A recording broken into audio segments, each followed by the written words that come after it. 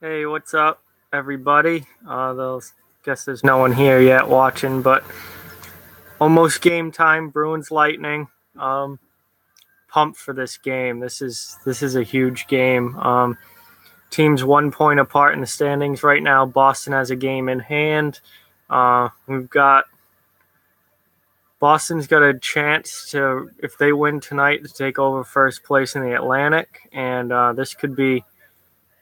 this game could be really, really important come the end of the season, and who gets the one spot in the Atlantic and who has to play Toronto in the 2-3 matchup. So we'll see how it goes. I'm gonna be here the whole game, just hanging out down in my basement here, and hopefully some people come watch and hang out. So see how this goes. First time live streaming. I've never done this before. No clue how it really works. We'll see. Definitely a good test for the Bruins tonight, and a good test for the Lightning. These are very evenly matched teams who play a different style of hockey. Both teams are fast. Both teams are skilled. But Tampa Bay plays a lot more of that run and gun, beat you 6-5 type of game. Boston's more into the 3-2, 2-1 type of games where they play solid team defense. And assuming both these teams win their first round matchups, it's gonna be something if this is the second round matchup in the playoffs. It's going to be something. That would be quite the series, especially, then you would have whoever comes out of this would have to play the team from the Metro, and then the team, whoever wins that would obviously go to the Stanley Cup. But it will be a fantastic early playoff matchup if Tampa Bay and Boston play in the second round. And the way this season's gone, there's certainly a pretty good chance of that. It's really, man, I'm pumped for this game. This is a test, and this is gonna be top-notch hockey here tonight. Hopefully, I still got about 7-8 minutes till the puck actually drops. It's always like 7:10 before the game actually starts. But a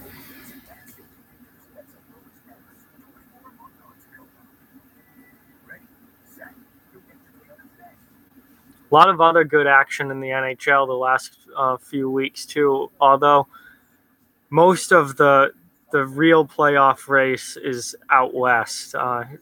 It's really going down in the Western Conference. So there's 4 teams really. Dallas, I'm counting, is out of it at this point. There's 4 teams vying for 3 spots, and they're all like right on top of each other. It's something out west right now. It's pretty wild. As far as the East, we pretty much know who's going to make the playoffs. It's just whether or not Florida can jump up and take someone's spot. Let me adjust the camera a little bit here. It really depends on Florida. If Florida can jump in, they'd either take. It'd probably be New Jersey, maybe Columbus or Philly, depending on who finishes higher there. But I don't see either of them dropping out.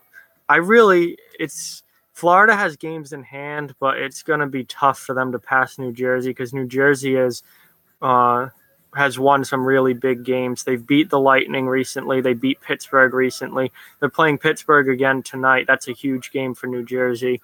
So the playoffs, as far as the East go, are pretty well set except for Florida. Florida's games in hand are going to be big, but we'll see if they can take advantage of that. They did not take advantage of their game last night against Toronto. They lost in regulation, which is tough. This is a bad time of year if you're in a playoff race to come out of games with no points. So The East, it's the only division left up for grabs is really what I'm watching right now. It seems Nashville's going to take the Central. Vegas is going to take the Pacific. Washington is starting to pull away in the Metro. And then you've got the Atlantic, and you have Tampa and Boston 1 point apart right on top of each other. This is going to be a heck of a game, and this is a heck of a race for first place in the Atlantic. They're just doing anthems now, so it'll be a few minutes before the game actually starts. I'm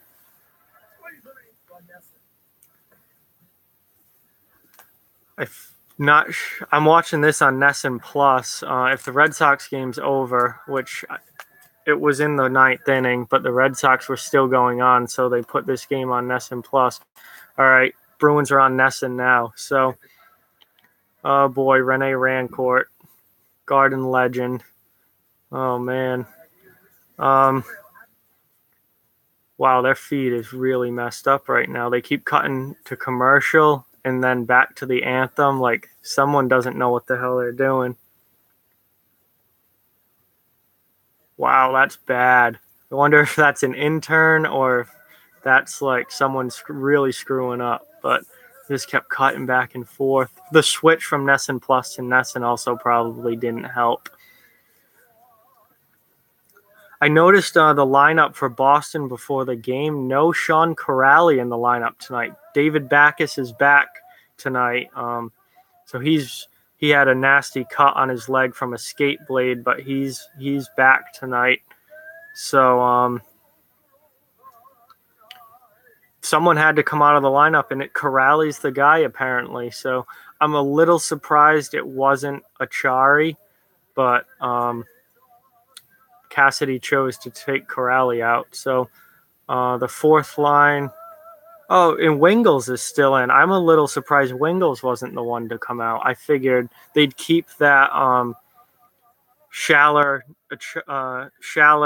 Corrali, Achari line together, but and take Wingles out when someone came back, but that's not the case. Wingles is in the lineup playing on the fourth line with Achari, who moved to center, and Schaller on the left side.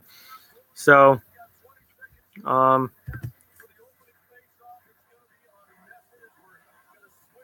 this is a big game. Anthems are done, so should not be too long before puck drop here, and then we've got a heck of a game on our hands. Vasilevsky's in net for Tampa Bay. He's played a lot of games, 61 games already. And they just showed his stats. That's really Vasilevsky's last few games, his stats were terrible. They just showed his stats. His goals against was like 4.35. Again, goalies playing a lot of games is bad. Bad news come playoff time and down the stretch at the end of the season. I would honestly think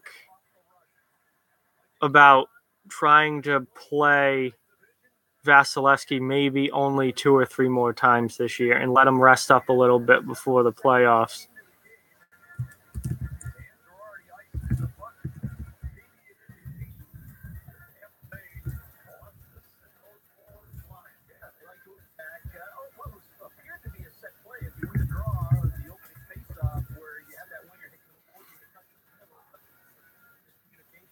Iced it already. Wow. Yeah, Tampa. I did a video on Tampa. They have fallen off a little bit. They have not been great the last few weeks. I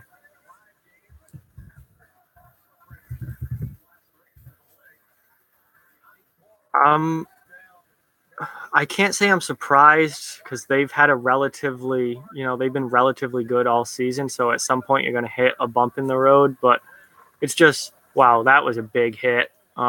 I hope this game has that playoff feel to it. It should. This basically, it's not exactly a playoff game. it's not exactly a playoff game, but it should feel like a playoff game, and it should be played like a playoff game. First place in the division on the line. Home ice is huge in the playoffs. Home ice in the second round will be huge, assuming that Boston and Tampa Bay finish 1-2 in whatever order and then both win their first round series, which certainly isn't a guarantee, but assume they do, this will be the second round matchup. It will be Boston versus Tampa, and home ice in that series will probably play a big role in it. So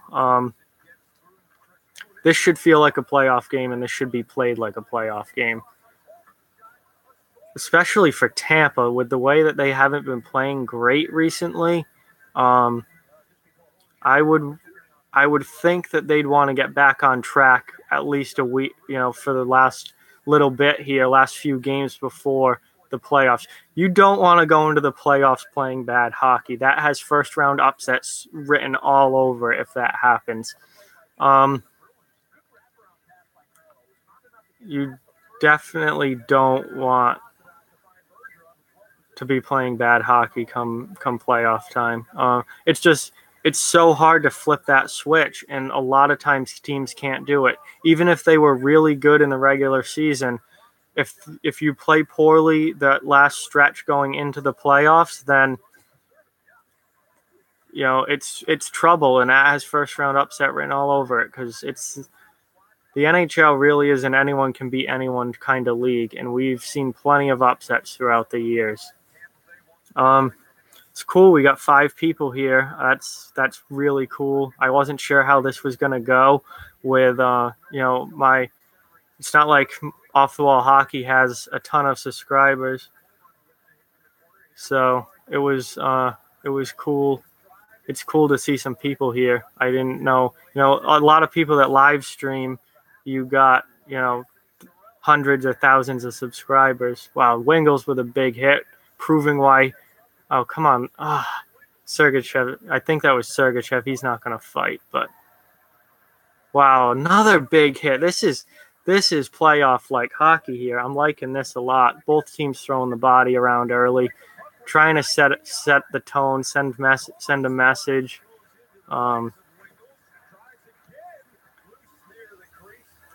This should be a really good game. I'm thinking it's going to be a really good game.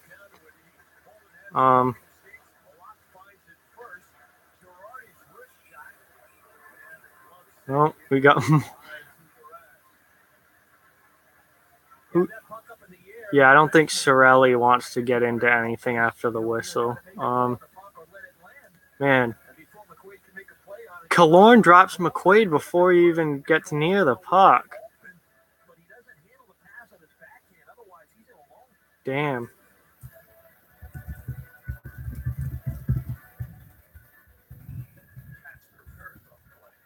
Yeah. Jack Edwards. I can't stand Jack Edwards, but he just said pass interference on the play. Like, McQuaid didn't even get a chance to touch the puck, and Killorn just ran him over. That's kind of interference. But, again, like I said, this should be played like a playoff game. This should be reffed like a playoff game, too. And if they called a penalty on something like that in the playoffs, I would be pretty pissed. So let's keep the whistles away for the most part. And, oh, nice shot. Pasternak has played really well lately. Marchand's played well. Bergeron's come back now for a couple games. The Bruins are a very good team, a lot better than anyone thought they would be. A lot better than I thought they would be prior to the season.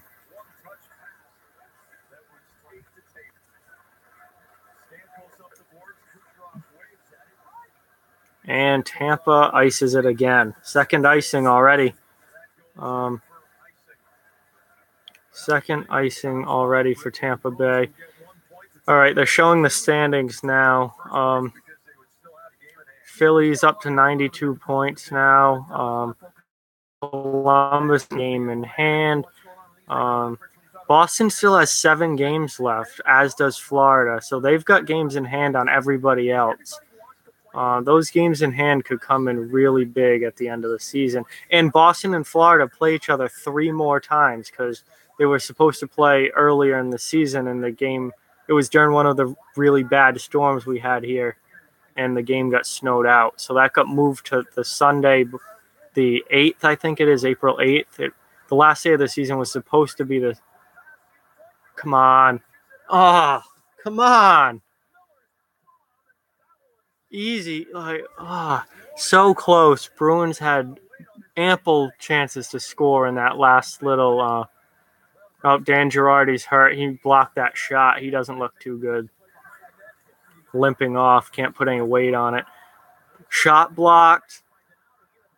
Couldn't complete the pass. Shot blocked again. And that felled Girardi pretty hard. That was a ripper from Kevin Miller. And Girardi took it, I believe, off the ankle. That's not a fun time. In my time playing hockey, I've blocked plenty of shots, and the ankle is not a fun spot to take it at all.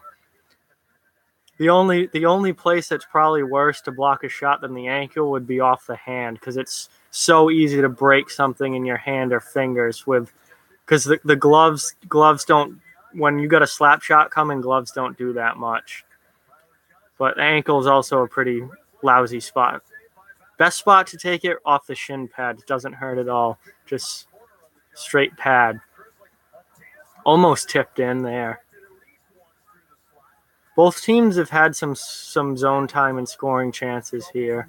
Boston's kind of controlling things right now. That's cool.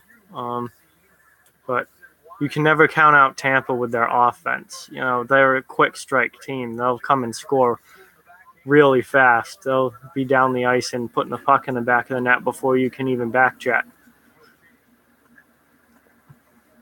So far, no score. We're almost 6 minutes into the game.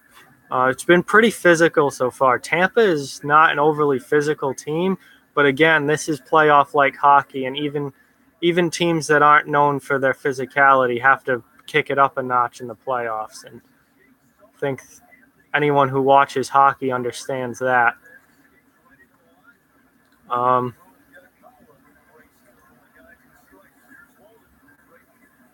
Boston just entered the zone. I hope nobody watching this was hoping to, like, it was actually a live stream of the game, because that's never going to be the case. So that would get your channel taken down for copyright real quick. Heinen. Jesus. Heinen had a puck in the slot, and he completely fanned on the shot. Then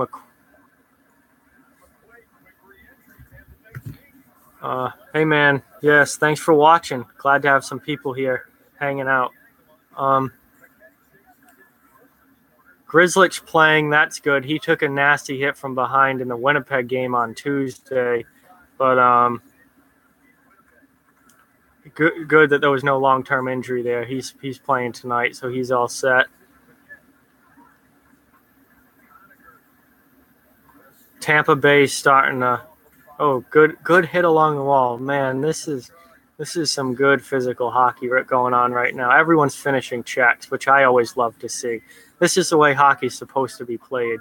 You know, way too much in regular season hockey do I see guys not finish their checks. Who's starting? For who? Tampa is Vasilevsky, and Boston, I believe Rask is playing. He should be. Yeah, Rask is playing. So, matchup of number one goalies here tonight. Oh, Girardi's already back. So, Dan Girardi blocked that shot earlier, and he's back already. So, I guess it was just a stinger. That happens a lot when you take one off the ankle. It goes numb and really hurts for a little bit, and then you're good to go right after. So 0-0 early, physical game so far. Just feels a lot like a playoff game, which I think is fantastic, and the way this game should be played. On commercial now. So I don't know if you guys have any questions. Definitely feel free to put them in the chat. You guys want to say something, feel free to put it in the chat. I don't know what to say during these commercial breaks too much, but glad that there's some people here watching it. That's really cool. I'll be here this whole game, so this is going really well so far.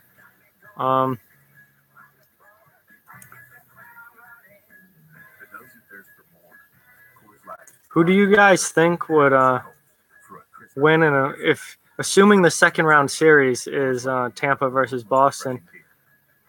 Who do you guys think is going to win? Yeah, Jets game tonight. Jets.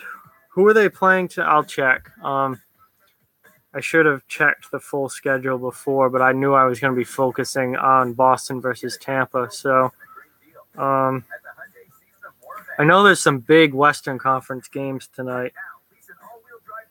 Nashville versus San Jose. That will be really good later tonight. Dallas and Minnesota. Dallas is just about done playoff-wise. They've got to really basically win out to even have a chance, but they're pretty much done. But big game for them against Minnesota. And Winnipeg plays Chicago. So, Chicago's had an extremely disappointing season, and Winnipeg has kind of been surprisingly good.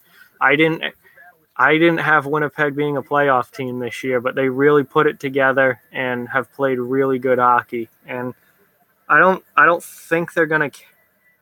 I don't think Winnipeg is gonna catch Nashville, but they still have a chance to. Predictions for who's gonna win tonight? Okay. Tampa versus Boston. Boston's at home. I'm going to take the Bruins. Detroit versus Buffalo. Oh, God, both those teams stink. I'll say Detroit for the heck of it. Actually, no, scratch that. Buffalo. They're in Buffalo. Give it to Buffalo. Pittsburgh, New Jersey. I think Pittsburgh gets back on track tonight. Florida versus Ottawa. Florida wins. They have to. They need as many points as they can get. San Jose, Nashville, give me Nashville. Minnesota, Dallas, Mini. Winnipeg, Chicago, Jets for sure. Not for sure, but probably. Columbus, Calgary, Columbus, they'll win and take back third spot in the Metro. Edmonton, Vancouver, both those teams aren't good, but Edmonton's been playing better lately, so give me the Oilers. And LA, Arizona, LA needs to win to stay in a good playoff position, so give me the Kings. That's who I think wins tonight. The Bruins have had so many chances, and they just can't bury one right now.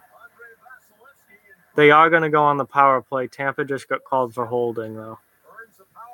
So, the Bruins power play, now that they have Bergeron back, yes, Silver's counterfeit speaker. A lot of games tonight. There are quite a few games on the docket tonight. Tampa just took a penalty. Boston has had a good period. They've been buzzing in the Tampa zone a lot for this so far this game. Braden Point takes the holding penalty. Boston's power play with Bergeron back. I'm excited. I think they'll get better. Power play hasn't been great the last month or so. It's been very inconsistent. There are times it looks pretty good, but there are times it looks like a complete train wreck, and they can't even get the puck in the zone or maintain possession. So getting Bergeron back in that bumper spot is huge. And yes, I'm live for the whole game. Absolutely, I'll be here.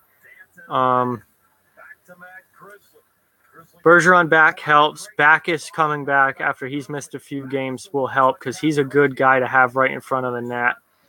But again, here we go again. They got their shot blocked. They haven't really gotten any scoring chances, and we're almost a minute done with this power play already. It's inconsistent, and it's something that I think is going to hurt them in the playoffs. Their penalty killing's good, which is good, because generally when you look at history and how teams do in the playoffs, it's okay if one of your special teams is bad as long as the other one is good. So, if you remember the 2011 Bruins team that won the Cup, I think it was the 2011 team. I'm pretty sure their power play was atrocious, like well under 20%, like really really bad, like historically bad power play, but they had fantastic penalty killing that year, and they, we've seen it a lot where special teams play a big role in the playoffs. But you don't need to have a great power play and penalty kill, although that would certainly be fantastic if you have both. But it's okay to just have one. Ah, Pasternak one times it, kind of a flutter shot that, or was it Donato or I can't. It was either Pasternak or Donato. I think it was Pasternak. Donato was in front. Yeah, Donato was in front. Kind of a flutter. It was a good shot that got blocked by, I'm not sure, maybe Strawman. And then, Strawman. And then Donato couldn't get to the rebound in time. Vasilevsky covers it. So that was a good chance, but and a shot on goal, but still no dice so far this power play.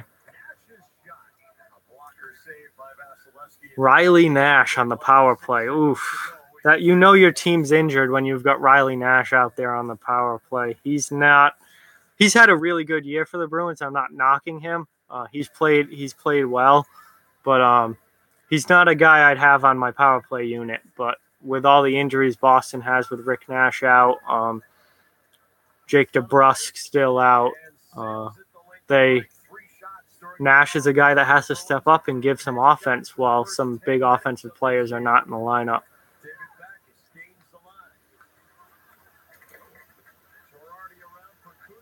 Ooh. Backus, it almost looked like he stuck out his leg a little bit there. I'd have to see a replay, but I think he might have gotten away with one there along the boards. But, Tampa's killed the penalty. Kevin Miller gives JT Miller a rough ride. No relation in the corner. But Backus was playing the bumper position. That puck came out. That's offsides. Got to clear that. Fourth line out there for the Bruins now. Hopefully throwing some body checks and getting some energy going here. And the puck goes out of play. Backus appeared, from what I saw, was playing the bumper position on that last power play. I don't know if he's the guy I'd put there. Now, your options are a little limited with the injuries that they have, but I think Backus would be a strictly front of the net guy for me. But that's just me, and I'm not the coach, so who cares? Who cares what I think? I'm not Bruce Cassidy. More commercials. Intermission's going to be tough. I'm not going to know what to talk about all intermission. I think NHL intermissions are a little too long. 18 minutes it's a long time to sit around. I think they should cut it down to 15 personally. Because you can still get plenty of rest in 15 minutes. Like 3 minutes isn't going to make a big difference that way. But I think 3 minutes would make a big difference from like a viewer's standpoint, and intermission being shorter and not as annoying. Because when you're watching a game and then you've got, almost 20 minutes of just sitting there doing nothing, it gets annoying, and I think it's too long.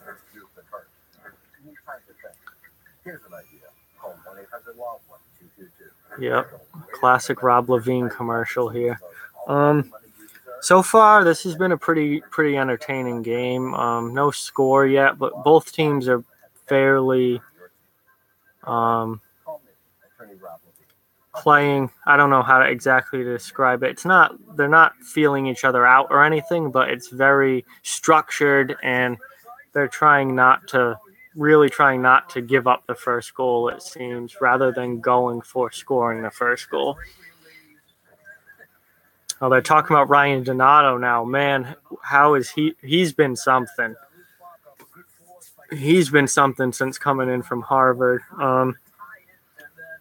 It's not, just because you're an elite goal scorer at the college level does not mean it's going to translate to the NHL. Like, look at Jimmy Vesey coming in with the Rangers. He was a highly sought-after guy coming out of college. Same school as Donato, Harvard. They played together. I think. Did they play together for a year? Did Donato come in the year after VC was gone? Not exactly sure on that. I'll have to check. I'd have to check that. But same school, both huge goal scorers. VC hasn't developed into that elite goal scorer at this level. He on the Rangers, and the Rangers have had a really bad year this year, so obviously he wasn't going to put up numbers. But Donato has come right in and been incredible for the Bruins, just really putting up points at a good clip, whereas VC went into the Rangers and was kind of pushed into a bottom six role, which took some adjusting to get used to, and then this year he hasn't had a great year. So VC I look at as like a 18, 19, 20 goal guy, somewhere around there. Donato I think will be a 30 goal scorer in the NHL very soon, maybe even next year. Maybe I think he can do it. He'll still be a rookie next year because he hasn't played that many games this year. He's just coming out of school. But I think he has a chance to be a 30 goal scorer in his first season, and he'll have Calder potential next year, I think at least. Good hit from McDonough there.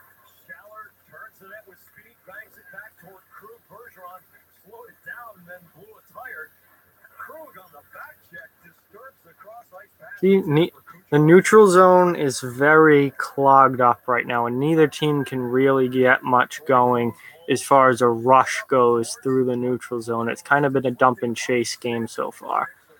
It's just decent defensive structure. Boston's definitely had the better chances, but they have not been able to bury one yet.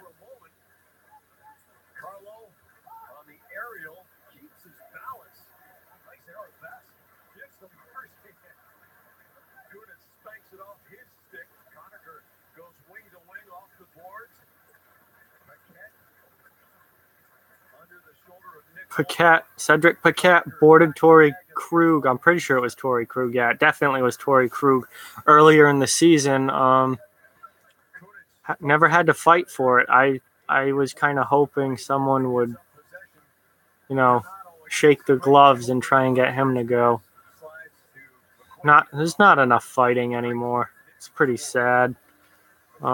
Just no one seems to want to do it. I know if I was playing, maybe I'm just saying that, and maybe once I get punched in the face a couple of times, I wouldn't want to be fighting all the time. But I feel like I'd want to get in scraps every now and then and really be involved that way. But no one's really fighting much anymore. Krug with a heck of a play to keep that in the zone there. Donato taking it to the net. That's the kind of stuff I like to see. He's not a physical, powerhouse by any means, but he just took that puck and drove the net. I like that a lot. That's how you score in the NHL. You've got to go to the net. You're not going to, college, you can kind of, snipe goalies from out by the circles and, score from farther away. But the NHL, unless you're Nikita Kucherov or Alex Ovechkin, or you get the goalie moving side to side on 2-on-1, you're not going to snipe shots by goalies from far out, and unless there's like a lot of traffic in front or something. So if you want to score a lot of goals, go to the net. You got to go to the net, and Donato just did that very nicely, and that's good to see from a guy who's not the most physical player.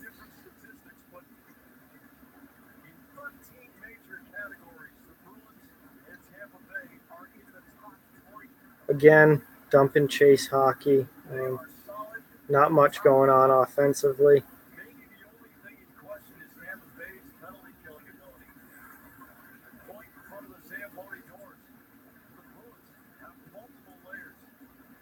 Oh, Miller. Kevin Miller just got his stick up in high stick, Braden Point. I don't know how bad, if it's going to be 2 or 4, but looks like 2. Looks like 2 to me. I don't see any blood, so Point should be fine. But That's not a good penalty to take. The Bruins had possession of the puck. There was really no need for him to even be playing point, but he got his stick up and to the box you go. More commercials.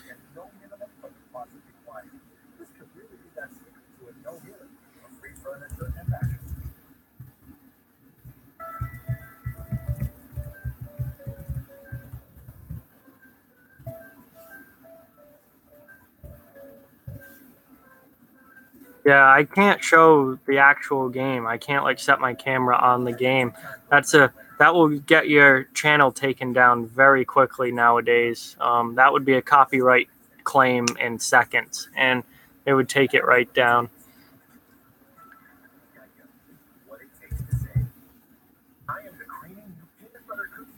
I saw there was one of the UFC pay-per-views. It was funny. A guy streamed it on I'm not sure if it was YouTube or another site, but the guy streamed the actual fight, and then he held his PlayStation controller in his hand while streaming the fight. So it looked like he was playing UFC video games, which you are allowed to stream, and he showed the fight to everyone watching. But I'm not even going to try something like that. I don't need any copyright issues with YouTube.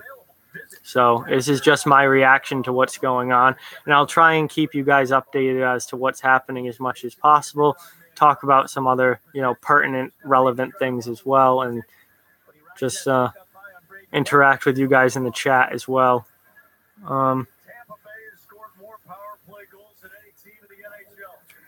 Thoughts on Comrie starting for the Jets tonight? I think it's good. You got to play the backups. You can't, like I've said, fatigued goaltenders, no matter how good of goalies they are, do poorly in the playoffs. And I don't know if some of you guys subscribe to the Hockey Guy, which is another great YouTube hockey channel. But he did a thing where he looked at the past few years on goalies that played, a lot of games and how they did in the playoffs, and not a single one got past the second round. So fatigued goaltenders who play a lot of games in the regular season, even if they're elite goaltenders, don't usually do well in the playoffs. So Comrie gives Hellebuck a night off. That's huge, because if Winnipeg is going to win, 1, 2, or even 3 rounds in the playoffs, they need Hellebuck to be at the top of his game. Because goaltending has been an issue for the Jets since they, even back when they were in Atlanta, but especially since they've moved back to or not back, because the old Winnipeg Jets became the Coyotes. But since they moved to Winnipeg, the Jets goaltending's been an issue for the Jets, and Hellebuck is finally given them a elite level starter. Even though I don't know if he's just having a really good year or if he's an elite level starter, but this year, at least for this season, he's been an elite level starter. But it's good to see him get a night off. The Jets are in solid position. No, actually, well, no, I'm a Bruins fan. I'm from Massachusetts, but I talk about the NHL as a whole and really try and touch on as much as possible. I don't not like the Lightning, though. It's not like I hate the Lightning. Usually in the past, when the Bruins have not been a playoff team or they've not been going far, I root for the Lightning in the playoffs. But I am technically a Bruins fan, although I try not to let my fandom and my bias show through too much. Yeah, yes, Dallas. I'm glad that hockey is doing well in Florida. The Panthers have attendance issues, but Tampa Bay has turned out to be a fantastic market for the Lightning and for the NHL, and they have a very good team right now, and certainly Stanley Cup potential. So it's cool to have people from Tampa, checking this out with us, and it's good to have Tampa as a top-tier NHL team and a top-tier NHL city. That's a building that is, I think, underrated come playoff time. I remember a couple years ago when the uh, Red Wings and Lightning met in the playoffs 2 years in a row, especially the second year of of having that series. Tampa's arena was absolutely electric during that series and the playoffs in general. They missed the playoffs last year. Obviously, injuries played a major role in that. But wow, Boston's out shooting Tampa 13-4. They've really carried the play here. But again, they can't. Oh, thank you for the sub. That's awesome. I'm trying to grow this channel as much as possible. I unfortunately do not have PS4. I'm sorry. I'm a little outdated with when it comes to video games. I just have an Xbox 360. I don't play a ton of video games. Come on.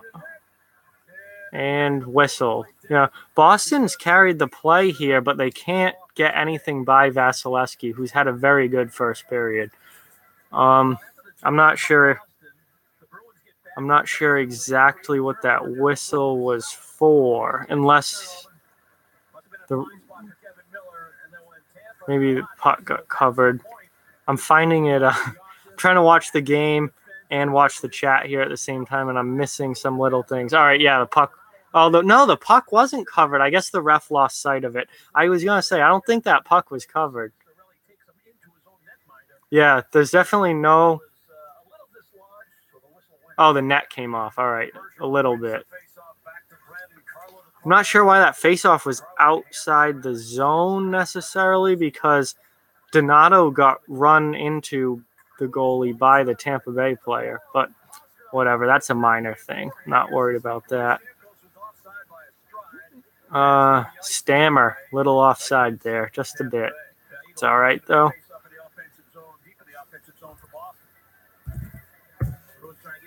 Yeah, still 0-0. Boston has had a lot of scoring chances, and they just can't seem to bury one. Which, being a Bruins fan my whole life, that's been a lot of years where I thought about that.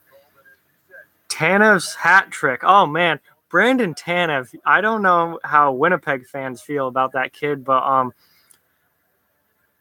I love that kid, and I saw him a lot play in college because he went to Providence College, and where I live in Massachusetts, in the southeastern part, it's like 15 minutes from Providence. So I've seen Brandon Tanev play in college a lot, and he was one of my favorite players at PC.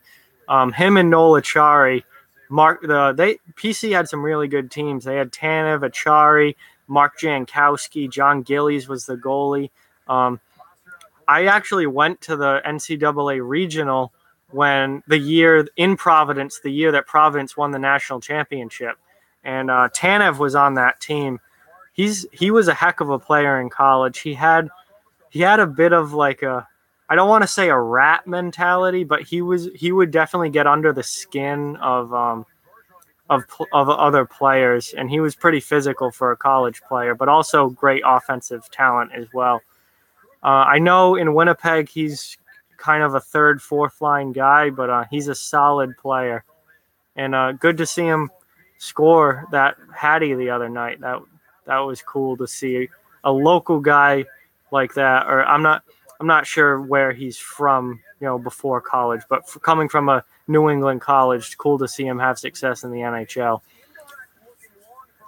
I know Noel Acciari on the Bruins. He's from Johnston, Rhode Island, which is not far, from me at all. Wingles, goal. I'm not sure exactly how that went in, but the Bruins' fourth line just scored, assuming that it counts. The net came off, but I think it was very much after the play was over. Vasilevsky looks confused. I'm confused watching this. I'm not exactly sure what happened. All I saw was Wingles rip a shot. Vasilevsky kind of awkwardly play it, and then it's in the net. Oh, Vasilevsky couldn't control it. He got it like under the blocker a little bit. Let's see. And then McDonough pushed shallow. That's interesting. Yeah, Boston just scored, but wow, what a play by Schaller. So Vasilevsky tried to stop it. It kind of just bounced off him and was just laying in the crease, and he didn't know where the puck was. And then McDonough is pushing Tim Schaller into the paint, and Schaller somehow, even though he's tied up, gets his stick on it and puts it in the net. So 1-0 Bruins. And that is, I didn't hear what Jack just said. I think that's number 12 on the year for Schaller. But he's had a heck of a year.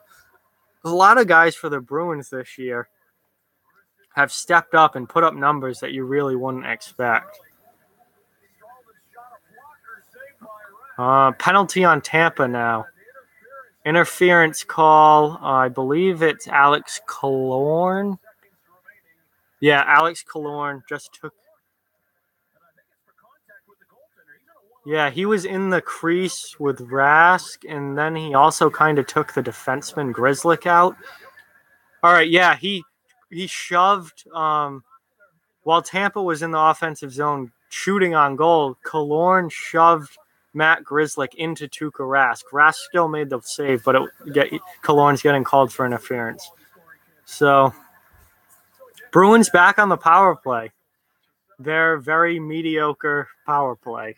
It's inconsistent, but 30 seconds left. I doubt they score before the period ends.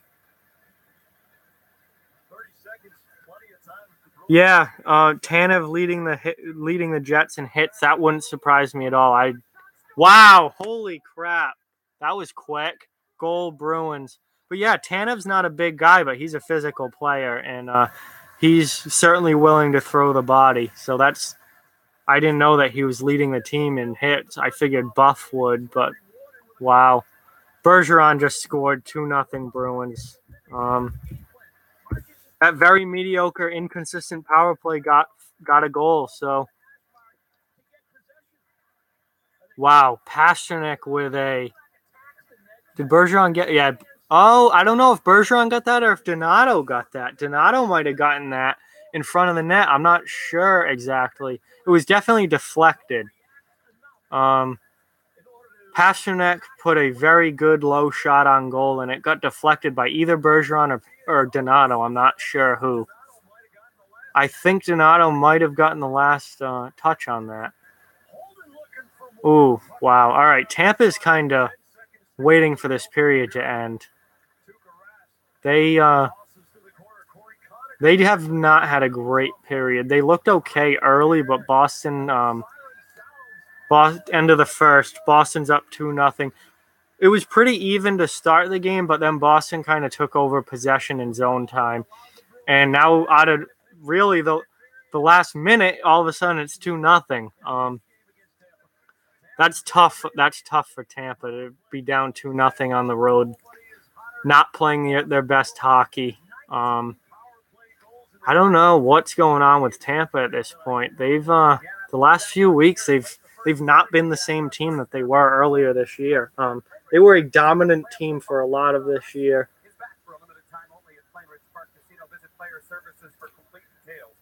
Didn't the Bruins turn their game over after the All-Star break? It's really been since Thanksgiving. They've been really good since the All-Star break, but it was before that. They went on a point streak through December and early January. It was like, I forget the exact number, but it was like almost 20 games in a row that they got a point. It's really, Thanksgiving was a big benchmark for the Bruins. Before Thanksgiving, they were about 500 and still trying to figure things out.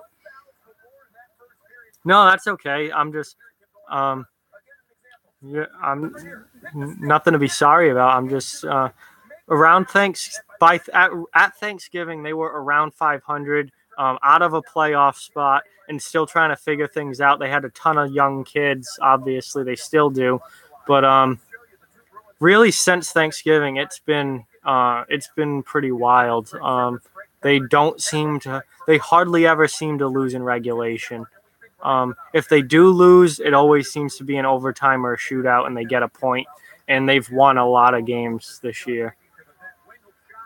Yeah, they're showing the highlights now. That Wingels goal or the Schaller goal, Vasilevsky just didn't know where the puck was, and it was laying in the crease, and Schaller taps it in after the Wingels shot. And then Pasternak, right off the face-off on the power play. Donato definitely got that. That's definitely Donato's goal. That kid's unbelievable to come out of college, no time in the AHL, just straight to the NHL, straight to a power play time and a top 6 forward position. And he's been a heck of a pickup for the Bruins. They have some really good young players. The Leafs are going to beat Tampa round 1.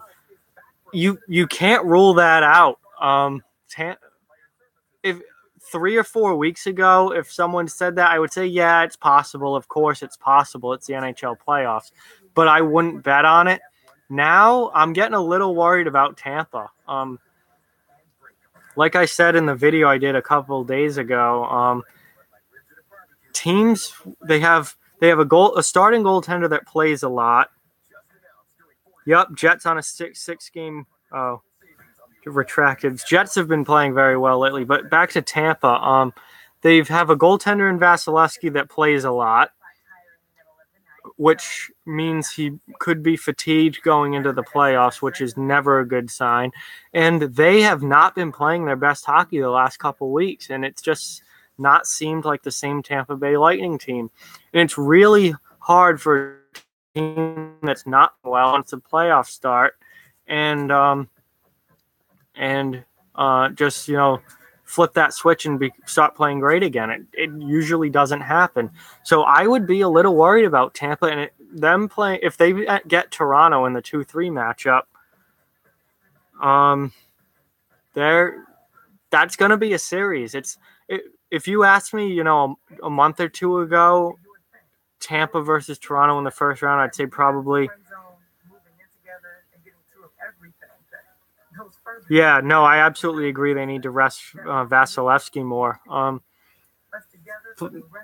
Fatigued goaltenders don't go far in the playoffs. They just don't. It doesn't matter how good they are. They don't get past the second round, and history shows it over and over again, especially recent history. When you've got your starting goaltender playing 64, 65, plus games, they're usually out in either the first or second round.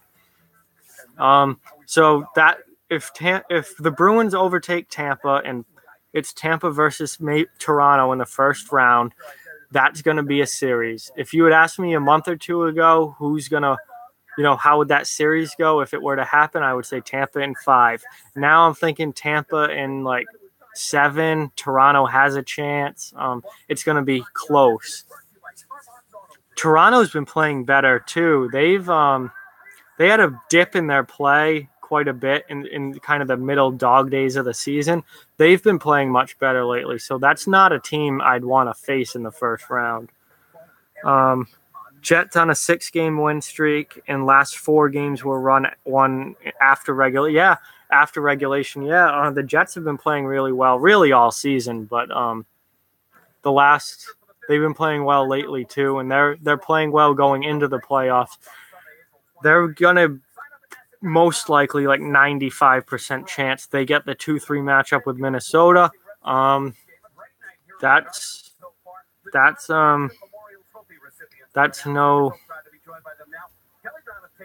definitely favor the Jets against Minnesota. Minnesota's not a bad team, but I definitely favor the Jets in that. They've been playing good hockey all year. They've got Connor Hellebuck playing really well, and they've got a high-powered offense too. So that they're just a good all-around team. I don't know what's going on here in this intermission. Hey, what's happening? Thanks for watching, man. Glad to have you here. I don't know what's going on. They're interviewing like two kids. Tabor Academy. Oh, I know where that is. I didn't play hockey for Tabor, obviously. I'm not that good, but I've played at Tabor's rink, and they're a heck of a hockey prep school in Massachusetts, at least. J. Thayer Academy. So they got some. I guess these are prep school hockey players. One guy, one girl, and I don't know what they're talking about. Some exceptional hockey skill. Oh, some award these kids are getting, I guess. Exceptional hockey skills and academic excellence. That's not really important. Let's check my phone here, see what's going on.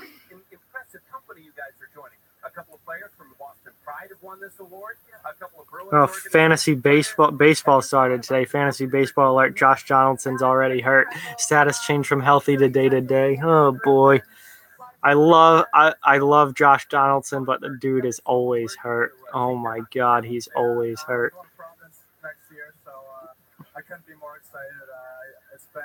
Jay O'Brien. Oh, this kid's going to Providence? So is he going to play at PC?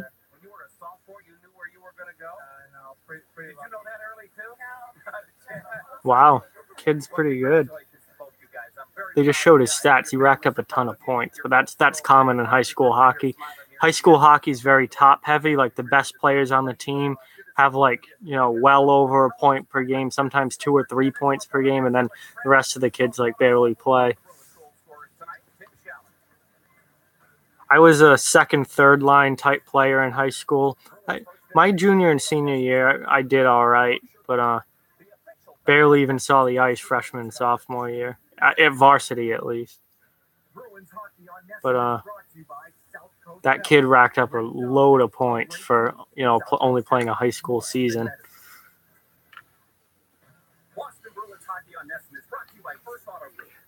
Usually I time the intermission.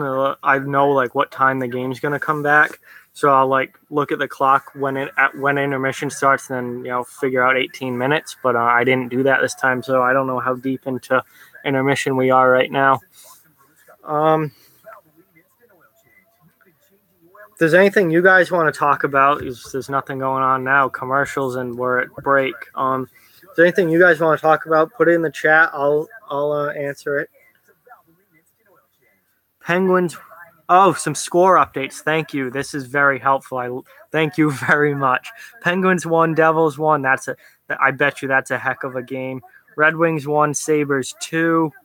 Yeah, Buffalo's been okay lately. Eichel's back, so that's been a big boost. And they just brought in Casey Middlestat, who was a star at the World Juniors, so that's a boost also. Buffalo's got some good young players, but they got to get it together and get everything to fit and gel together. And Panthers, Senators, 0-0. Man, Florida cannot lose that game. If Florida loses that game, they're in big trouble. I was going to say something. I've completely lost my train of thought. Buffalo. I was talking about the Sabres. Yeah, the Sabres have some really, really good young players. The problem is they're all forwards, and they still don't have a franchise goalie, which is really important if you're going to be a good team. And they don't have much on defense. I mean, Jake McCabe's pretty good and still developing. Rasmus Ristolainen's, still developing. But I don't see either one of those guys becoming an elite, a high-level number one defenseman. Those are guys that I look at as a nice 3-4 pair. But you can't win in the NHL, and you can't really – maybe you could squeak into a playoff spot without an elite number one defenseman, but you're not going to go anywhere in the playoffs without one. So Buffalo has all these nice young players, but they're all forwards, and they have major issues on defense and in goal because Robin Lehner and Chad Johnson aren't going to be your duo that gets you to the playoffs or even make a run in the playoffs. So they need to figure out how to get a franchise goaltender. That would be my number one thing if I was the Sabres GM would be somehow getting an elite goaltender, whether it's drafting and developing and letting it take some time, or if it's making like some sort of blockbuster trade where you bring in someone who, I would say no older than 30, but someone who's under 30 and a high-level goaltender. That would be a big help to Buffalo. They certainly wouldn't be a last-place team if they had better goaltending.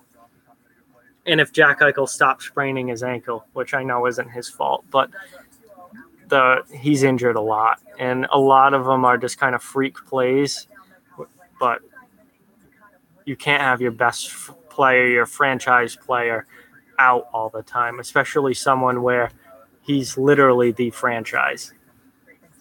They fired a coach because he wanted him gone while he's still a kid. He's the franchise. Yeah, they're showing all these hits now at the Bruins intermission report from early in this game. This was a physical start, but then it kind of died out. I'm hoping now that it's 2-0, Tampa kind of gets angry and ratchets up the hitting again, and then Boston can answer, and maybe we'll get a fight. Maybe someone will throw some big hits. Tampa doesn't have much for fighters in the lineup, or even on their roster at all, but every once in a while they'll get in one. Cedric Paquette could drop them. I don't know. Yanni Gord's fought a couple times this year. Braden Point's fought a couple times this year, which is a little surprising. They've got a couple guys on the back end. I didn't look at Tampa's lineup before this game, so I don't know who's in and who's not. But Ryan Callahan, if he's in, he's willing to go every now and then. I don't know if Braden Coburn's in the lineup, but he's willing. I mean, Tampa kind of has these guys that will fight a couple times a year, but they don't have a real fighter. Boston's got McQuaid and Miller on the back end. That's about it. Up front, Schaller's gotten in a couple. Corrali's not playing. Backus has gotten in a couple, but hockey's not the same. It's just not the same as it was, when I was growing up and really getting into it.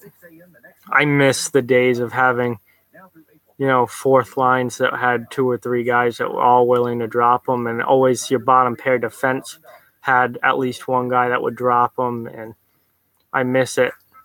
Hockey was just more intense and more nasty, physical, violent back then, and I remember watching a game. I'm pretty sure it was 2012, Devils and Rangers, and they started the game. Fourth line started the game, and 3 fights on the opening face-off, and it was incredible. That was, that was like 6 years ago now, believe it or not. Games changed a lot since then. Some things about it are better, but some things about it are definitely worse. I miss the intensity and the nastiness and like the pure dislike and hatred that people had for each other and teams had for each other, and the willingness to drop the gloves up and down the lineup on pretty much, any night. Yeah, go Bruins. I'm a Bruins fan, but when I do off-the-wall hockey, when I write my articles, when I do my YouTube videos and stuff, I try and take an unbiased approach to it. Oh, my sister's talking. No, thank you. I try and be as unbiased as possible and not let the team, the fact that I like or don't like a team get into it. This is a YouTube channel that's supposed to cover the whole league and the NHL as a whole. And, I don't think it would be right for me to come in and be like, yeah, I hope the Bruins win, or do my videos pro Bruins and anti other teams. It's not how I'm going to do it. But you guys who are watching or subscribe to the channel or follow my videos and stuff, you guys can root for whoever you want. So certainly if Aris says go Bruins, then go Bruins. But I'm not going to root for certain teams openly, and have that meddle in the content. I do think Boston's going to win this game tonight. I said that before the Bruins scored, so don't think just now because it's 2-0 I'm making that pick. I earlier in the night I picked who would win. I picked a winner for every game tonight. There's a lot of games on the docket tonight, and I picked the Bruins to win this. So far, it looks good. A text message.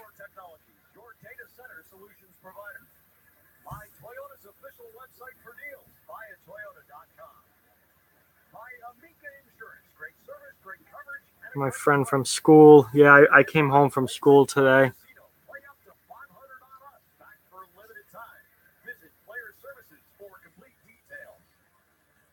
Oh, thank you. That means a lot. Second favorite hockey. Yeah, I like the hockey guy too. I watch a lot of his stuff. I started watching him. I think I found his channel this past summer, and I started watching him. And I try not to do the same stuff that he does or copy his stuff. 'Cause I'm doing my own thing, but he's got a very good channel. And if anyone's watching this that doesn't follow the hockey guy, I would definitely suggest checking him out. He's a lot older than me. He's been watching hockey a lot longer than me, but he has we agree on some things, but he has a different approach to things than I do. I think we just have different,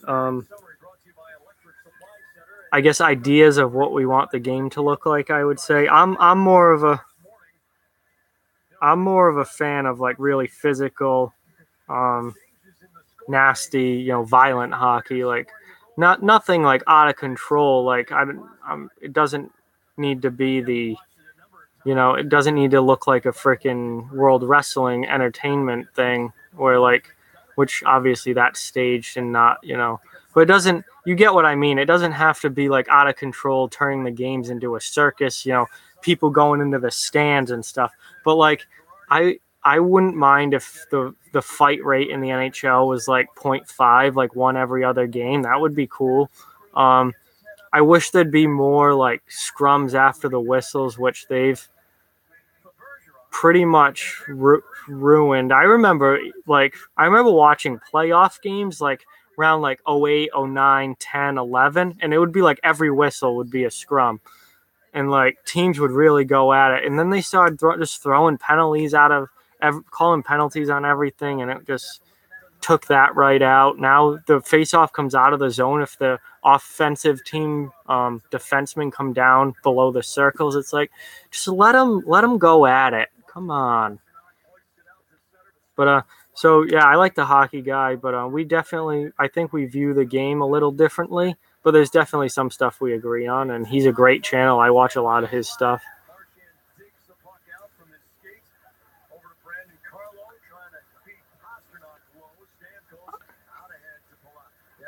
I expect a pretty big push here from Tampa. I think coming out of the locker room there, nice save by Rask there from a shot that was far out, but not an easy save. JT Miller just caught a stick up high while he was checking Brandon Carlo. No penalty on the play. I don't think the ref really saw it. No penalty. Yeah, no one saw it. No penalty.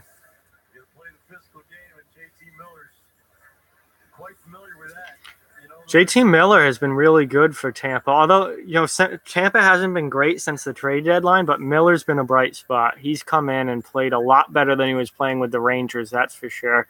So he's definitely been a boost for this team. Ooh, that was a hit from behind. Coburn is in the line. Yep, Brian Giunta just hit Cirelli from behind. Yeah, that was boarding. I don't think anyone who knows anything about hockey would say that that's not boarding.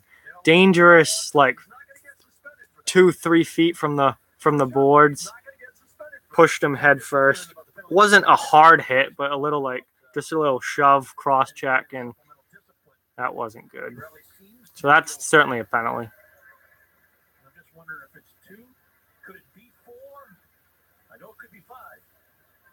Cirelli looks all right. He was shaken up at first, but he's gotten up, skated off under his own power. He looks fine. 2-minute penalty, not a major. It wasn't a hard enough push or hit to be a major.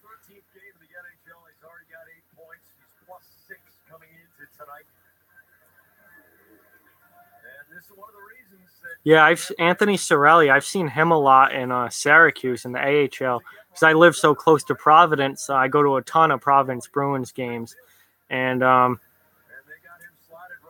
went to earlier this year. I went to a Providence Bruins versus Syracuse Crunch game, and Cirelli was definitely in that game. And though Syracuse and Providence met in the AHL playoffs last year, and I went to all the Providence home games, so I saw a lot of these guys some of these guys on Tampa that were in the AHL playoffs last year. I saw them play. That team, there's an easy goal. JT Miller, just talking about him. He's been a heck of a pickup. Oh, Bruce Cassidy's pissed. He was just yelling on the bench. I assume he's pissed at the penalty kill for letting it goal that easily.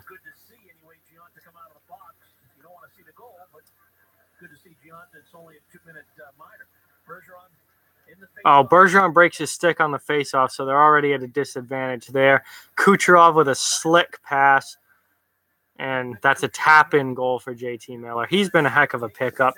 Somebody who was supposed to have backside coverage didn't. I think it was Adam McQuaid, so that's not good. Is that a question, best AHL and NHL team, or is that are you just saying that Syracuse and Tampa Bay are the best AHL and NHL teams? I'm not sure what you mean there. Ooh, big hit.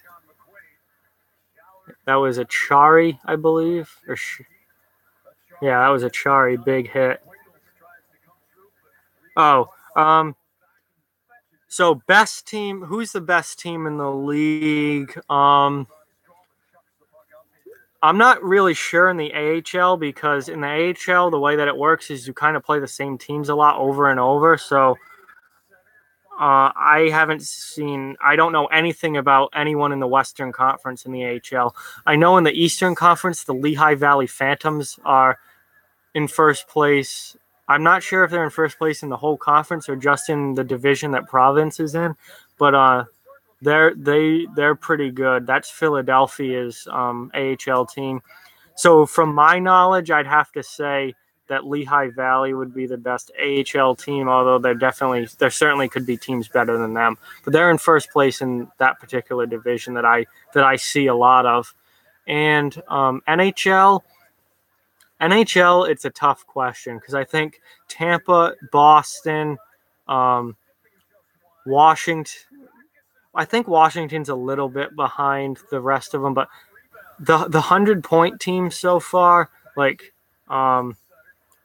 Tampa, Boston, Nashville, Winnipeg, they're really all kind of – it's hard to differentiate between them. Like they're all kind of on top of each other, and to pick one out of there as the best is really tough to do. I think – if someone right now had to ask me who is the best team in the NHL, you have to pick one team, I'd say the Nashville Predators. I think they have the best defense. Pekka Rinne should win the Vezina this year. He's been playing out of his mind. They're deep at forward. They can get goals from all four lines. I'd have to say Nashville is the best team in the NHL right now. We'll see how they do in the playoffs. I know Smashville, their home ice is electric. The building's atmosphere is probably the best in the league.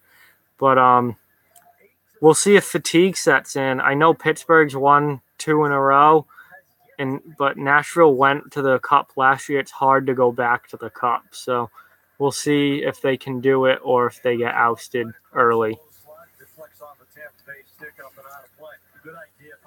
So Tampa makes it. Oh, I just realized I never put that in the chat. It's 2-1 Boston now. Tampa scored on the power play to get back into it. But I definitely expected a push from Tampa here in this period. I mean, I assumed that after giving up 2 goals in the last minute of the first, that they were going to kind of hear it in the locker room, especially the way that they've been playing as a whole lately. Donato's shot got blocked by Hedman. Penguins up 2-1 on the Devils.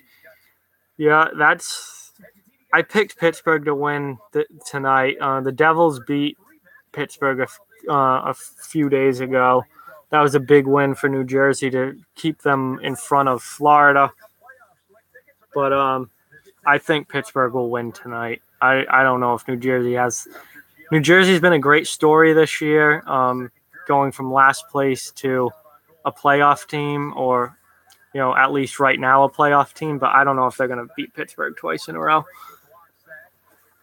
In Pittsburgh, I believe they lost their last game. They might have lost their last 2. I'd have to check NHL.com, but they certainly want to get back on track. They're stuck at 92 points, which I think they've been at for a little while now, so they definitely want to get points tonight because they've got both Philadelphia and Columbus right behind them, so that they're really nipping on their heels as Washington kind of runs away with the division. But hey, no one cares that Washington finishes first in the regular season because we all know they're going to blow it in the first 2. Maybe in the first round. Certainly by the second round they'll be out. So Washington ain't going to go anywhere in the playoffs. It's Washington. Stars goal, that's a big goal for them. I just think it's too little, too late. That road trip where they didn't get a single win killed them. That was the end of their season. Even if they win tonight, with the way St. Louis has come on, Colorado is already at 90 points. Colorado is already at 90 points and still is still a spot out of the playoffs right now. Dallas, I believe, is at 86 right now before tonight's game ends. So I don't think they can catch that far up. Tampa's buzzing in the offensive zone right now. They've certainly come out ready to play in this period. Again, I expected this to be a really close game. Huh.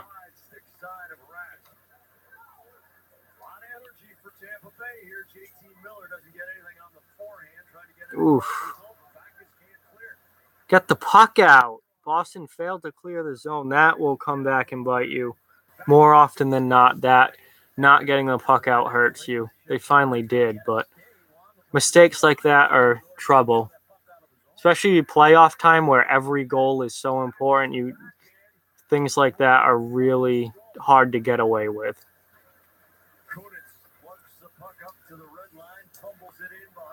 Corey Conacher's in the lineup for... I haven't seen Tampa play in a while. Red Wings and Sabres tied, okay. Two non-playoff teams just kind of playing for pride at this point. Honestly, if I'm Buffalo, I'm trying to lose as many games as possible. I want that. I want the first overall pick, so I'm trying to lose as much as possible. This definitely should be a close game, and just because the Bruins went up 2-0, I certainly didn't think that the game was over by any stretch of the imagination. Tampa's a quick strike offense. They could tie this up at any point. Bruins fourth line out again. I like the way the Bruins play their fourth line a lot. Like that keeps the ice time down from the top for the top players, keeps them fresh, and their fourth line's effective. They're not. They have guys who can put up, not a ton of points, but certainly acceptable number of points, and they all bang bodies, so they're good, energy guys. I wish they had someone on there who fights a little more. Achari has no fights. Corrali, I think, has 2, and I think Schaller has 2. Wingles is in there tonight for Corrali. He hasn't fought yet as a Bruin. He fought once earlier in the season while he was with the Blackhawks, but I think they're missing that, guy who fights like 7-8 times a year, but that's a minor grievance. Well, delayed penalty against the Bruins now. I think it was tripping, if that's what they're calling. Tampa's elite power play. Well, I don't know the numbers on what their power play percentage is, but just given their roster, I assume their power play is elite. They already have one power play goal. So I can't take penalties against this team. It better hope that they kill this one off. Kuch has got the puck. Last guy you want with the puck. Nikita Kucherov is the last guy I want having the puck on his stick if I'm playing against Tampa Bay. Him and Stamkos are just incredible. Predators goal. Predators up 1-0 over the Sharks. Yeah, I picked Nashville to win tonight. They're at home.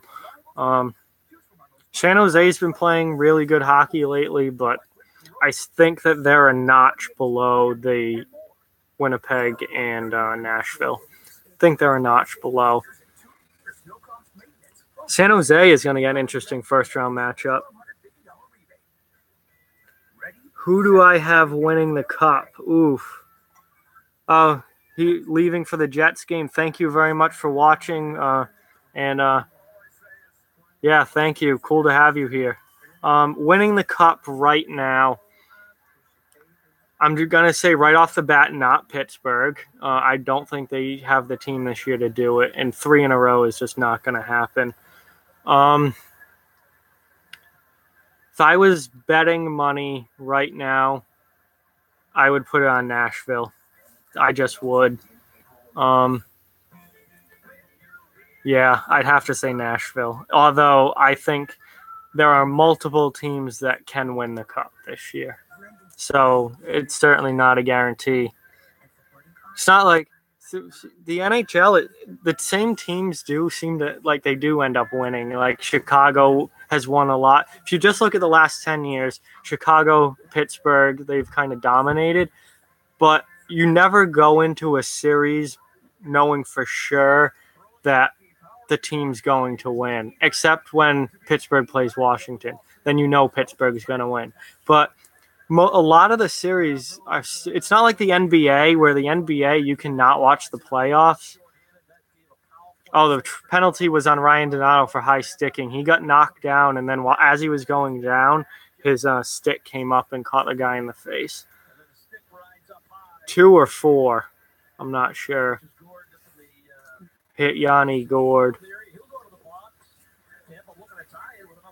I think it's only 2. But again, it's like the NBA, you know, like who the final 4 teams are going to be before the playoffs even start. And you kind of know who the finals are going to be before the playoffs even start. So then what's the point in even having the playoffs? Just play the freaking finals. The NHL is not like that at all. Like, usually it's been a lot of the same teams that make it all the way, but you never go into a series really knowing for sure who's going to win. You kind of go in like, you know, this team's the favorite, but the other team is certainly not out of it. Like, it's going to be a series. So picking the Stanley Cup winner is tough, but I would say Nashville now. That's just gut feeling. But Nashville went to the finals last year and lost, and that's a long trip back to go back. So, you know, a team like Winnipeg could knock them out. A team like Anaheim, if Anaheim gets in, that's a dangerous team in the playoffs. Even though they haven't had a good regular season, they're a veteran team with a lot of talent and a goaltender in John Gibson who can get very hot and then just start stealing games. And that's a team, even if they're a wild card team, that's a team I don't want to play in the playoffs if I'm another team. So, you know, I wouldn't pick Anaheim to go to the Cup, but as a sleeper pick, I mean, I think that they've got to be up there.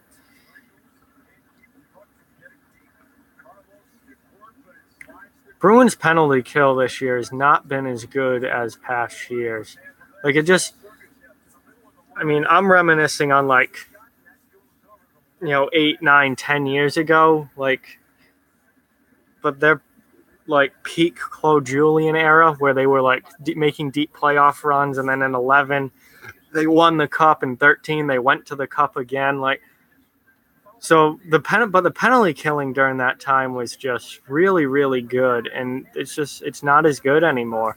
Even though it's not bad, and there are other teams that are much worse penalty kill wise, it's not the same, and it's frustrating to watch to see that their PK is not as good. The power play is better than it used to be though back then. Even though it's inconsistent, it's still better than it was. It was putrid there for a few years, like. Pretty sure they were like scoring on the power play at like a 13-14% clip, which is really bad.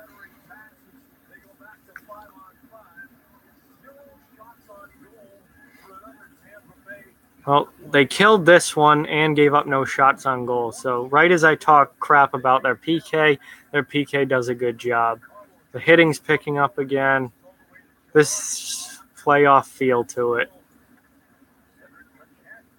Oh, come on! Who was that? Nick Holden. He's been decent. He's been. Oh wow! Wow! We got a full on brawl. Well, not a brawl. This is a scrum, but Rask just went after somebody. Somebody ran into Tuca, and now everyone's jumped in. No one's fighting though, because they all just ended up in a big pile on top of each other. I haven't seen that in a long time. Rask is usually not the type to really get into it with other players, but somebody hit him because he went after him. I don't know if it was Paquette or if it was Conacher. It wouldn't surprise me at all if it was Conacher, or Paquette, really. Oh, yeah. Conacher just buries the defenseman into Rask, and then Rask just comes up throwing punches. That was great. That's the kind of hockey that there needs to be more of. There's almost none of this left in the NHL, and it sucks. There needs to be more stuff like that. The games are a lot more exciting when stuff like that happens.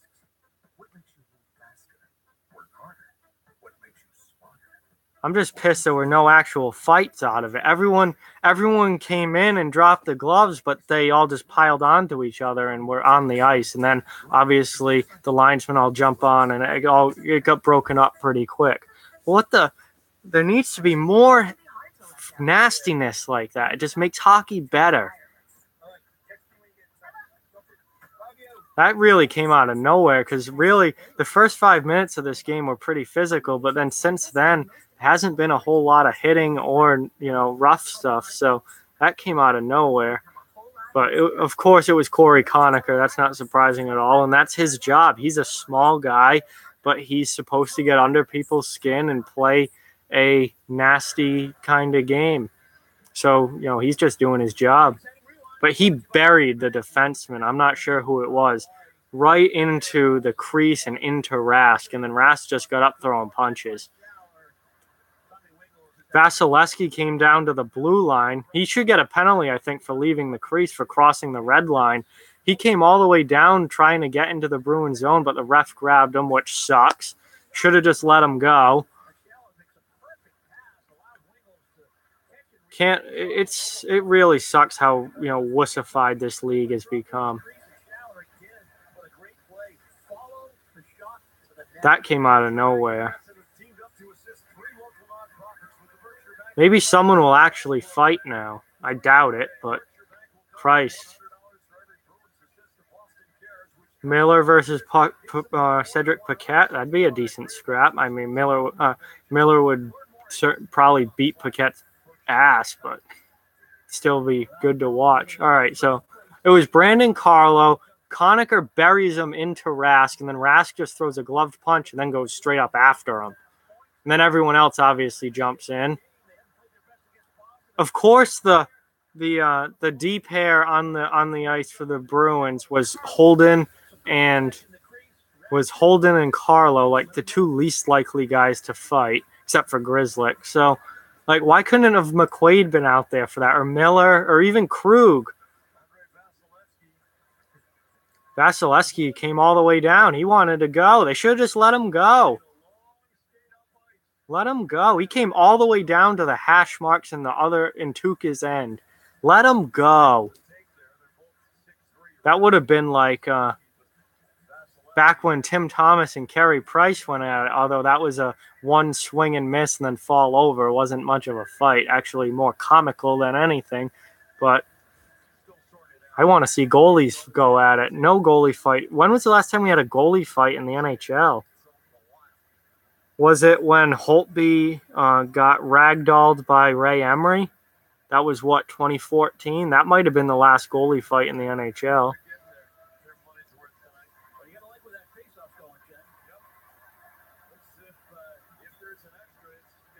Well, all right, so the face-off's going all the way down to the Tampa end. So I got to assume that Rask got a roughing penalty, Conacher got either roughing or goaltender interference, and those matched up, and then Vasilevsky got the extra penalty for leaving the crease. They haven't announced anything yet, but that's just what I'm guessing, because Tampa Bay has 4 players on the ice and the Bruins are on a power play. So I would say Vasilevsky got the extra penalty for leaving the crease. We'll see what they say. I'm going to try and listen here and see what the official calls are. However it worked out, the Bruins have a power play right now.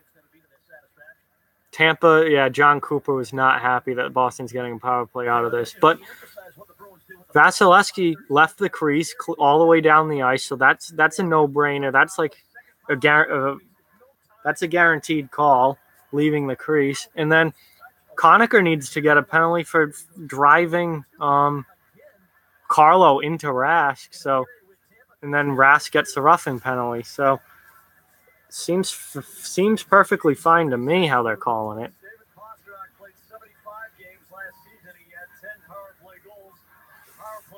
Oh.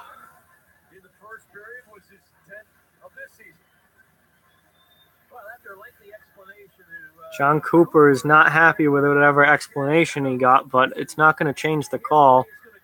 Bruce Cassidy's just like, okay, drop the puck. He's fine with whatever happened. Can someone fight, please? Oh, nice save. Huge save from Vasilevsky on a Pastrnak one-timer.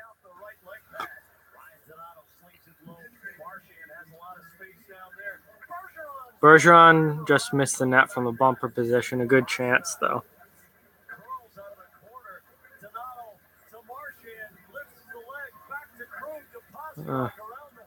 Bruins look good this power play so far. They're only 30 seconds in, but they've had good possession, moved the puck well.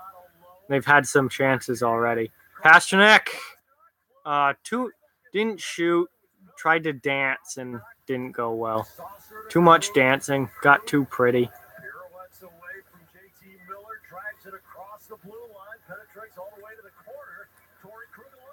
Flubbed the shot. Is that Pasta again? Flubbed the shot. Nice cross-crease pass, and then he fans on it. Yeah, they just said wicked movement from the Bruins. This has been a good power play puck movement-wise. And now they can't get in the frickin' zone.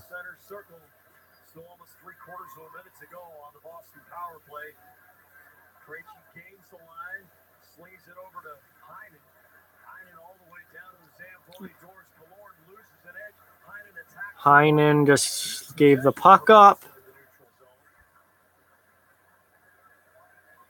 Giant. Man, the Bruins got a kind of a ragtag power play as a second unit right now. All these injuries. Come on, rip it. Nope, blocked.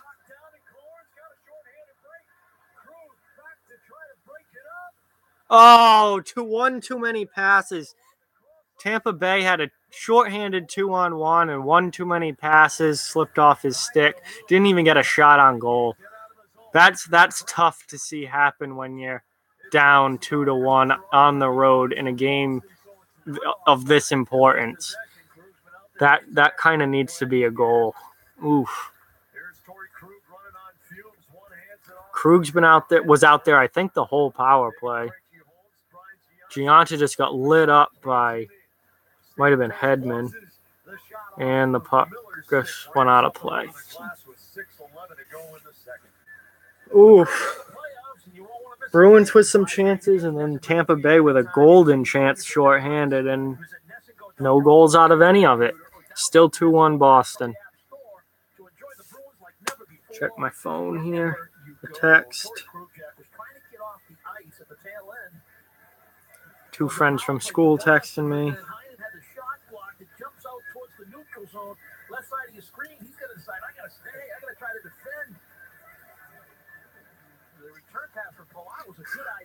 Funny meme. Of course. All right, we're more than halfway through this game now. Boston's still up 2-1. Just had a decent power play, but then Tampa Bay had a golden shorthanded chance. But both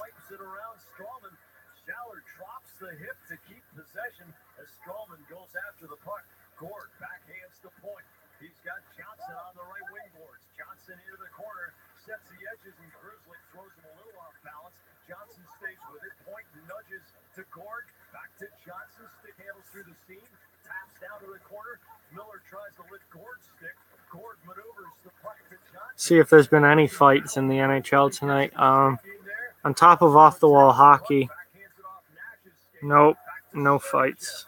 Not in the NHL. Top of off-the-wall hockey, in my personal Twitter account, I have another Twitter account that has over 100 followers now, called NHL Fight Alert. Just at NHL Fight Alert on Twitter. And I keep track of all the fights in the NHL. This hasn't been really very many this past week, and none again tonight. I guess teams that are out of it don't care enough to fight at this point, and teams going to the playoffs don't want anyone getting hurt before the playoffs. So fighting has been very low the last week or so. And this season in general, the fight rate this season's abysmal, but it is what it is. I miss hockey from 10 years ago, but whatever. Bruins with another chance that they can't score on because it got blocked. So 4.5 minutes left. 2-1 Boston, and 4.5 left in the second period. 2-1 Boston. Back to commercial now. So if any questions or anything you want to talk about, definitely use the chat. I don't know. There's not much to say during commercials. I'm glad we've had, pretty good participation. We've had a decent number of viewers here. We've had some people talking in the chat. So thank you guys. I didn't know how this was going to go. I've never live streamed before. This channel's really small. I just started doing it again after not doing off-the-wall hockey for a couple months. I didn't know if I was just going to sit here with my webcam on and then it was going to have 0 people watching the whole time. So I'm glad we've had some people here and this has been fun. This is definitely something I want to do throughout the playoffs. I really can only do it when I'm home though, because when I'm at school, I don't have cable, actual cable. I stream all the games from NBC, Live Extra, so I'll be streaming the games when I'm at school on my computer. So I don't think I'd be able to do the live stream and have the game streaming at the same time. So I might do Facebook Live while I'm at school though, because I can do that on my phone. So follow Off the Wall Hockey has a Facebook page if you haven't liked it already, and Twitter. But I might do Facebook Live while I'm at school for some games, and then when I'm home and I'm watching the game on actual TV, and then my computer's open for whatever, I'll just hook up my webcam and go on YouTube and live stream during those games. It's not something I do for every game or anything like that, but it's definitely something that throughout the playoffs, if I have time and I know I'm going to be watching a lot of these games anyway, so if I know I've got time and the ability to do it, and I know that some people will be here, then I'll do it every, I don't want to say every once in a while like it's going to be a rare thing, but I don't want to make it seem like it's going to be like 3 times a week either. I'm not really sure. I'll probably announce on social media when I'm going to do it and be like, hey, tonight I'm probably going to live stream this game. And, while the Bruins are in the playoffs, I'll probably be watching the Bruins games. But I'll certainly be watching a lot of when the Bruins aren't on, like whether it's a late game or a night the Bruins have off. I'll be watching a lot of other series too. I watch as many playoff games as I can. So, wow, Donato just took that 1-on-4 and almost scored. Just missed it. But I'll watch his. That's interference on McQuaid. Come on. No, it's hooking, interference, same thing. He didn't have the puck, so it could be either. That should have been, I don't know, that was probably a dive too, but it is what it is. Tampa back to the power play. Yeah, he hooks him and interferes, and he kind of took him down. So maybe that kind of had dive written all over it, but he made it look good enough to where he got the hooking penalty. But hopefully when I'm doing this during the playoffs, for non-Bruins games especially, it'll be like NBC. So then I figure a lot of the people that are watching the live stream will also be watching the game on NBC. Like tonight's Bruins game is only on NESN, so if you're watching this somewhere outside of the New England region, you probably can't watch this game unless you have like NHL Game Center or like NHL Center Ice or something where you can watch whatever game you want. If you're out of the Boston or Tampa market, you probably can't watch this game. So in the playoffs, when I'm doing this, I'm hoping to do it during like national games on NBCSN or NBC or whatever channel the game's on, and then I'm hoping that like a lot of the people watching the live stream will also be watching the game and be able to like react to stuff and chat alongside too while watching the game as well. Tampa almost just scored, but Rask made a nice save. JT Miller, man, he has been something special for this team. 3rd consecutive 20-goal year for him. But he's really kicked it up a notch since getting traded to Tampa. He's going to be an X factor for them in the playoffs because obviously you have, your big stars in Hedman, Kucherov, Stamkos, but you need depth scoring and you need, secondary scoring in the playoffs, and JT Miller is going to be a big part of that for Tampa Bay.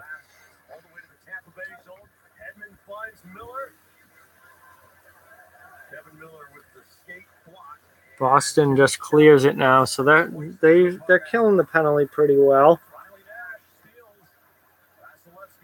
But again, with Tampa, just because you've killed the first minute of the power play, there's such a quick strike offense that you haven't really done much yet. You better get ready to kill the second minute of it too. But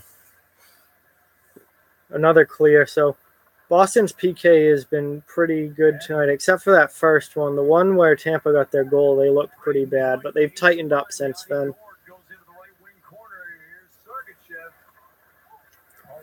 I'm really interested because I don't follow the Lightning, super closely. I mean, I follow the NHL as a whole, and I know enough about all the teams, but I don't follow the Lightning super close. I don't know what's their lineup going to look like game 1 of the playoffs, because they've got a lot of guys up front. They've got a lot of guys on the back end. What's their lineup going to look like come playoff time? There's going to be a lot of scratches. There's going to be some guys seem to be, based on their lineup tonight, I think they have some guys out with injuries. Oh, Achari just blocked a rocket of a shot. That hurts. Hello, Random Bros. Thanks for checking in. Thanks for watching. Good to have you here. But I'm interested to see who's Tampa's 12 forwards and 6 defensemen come playoff time. Vasilevsky's obviously the goalie, but the rest of their lineup, there's going to be some guys out that you may not expect to be out, maybe. They have lineup decisions to make, I guess, is what I'm trying to say.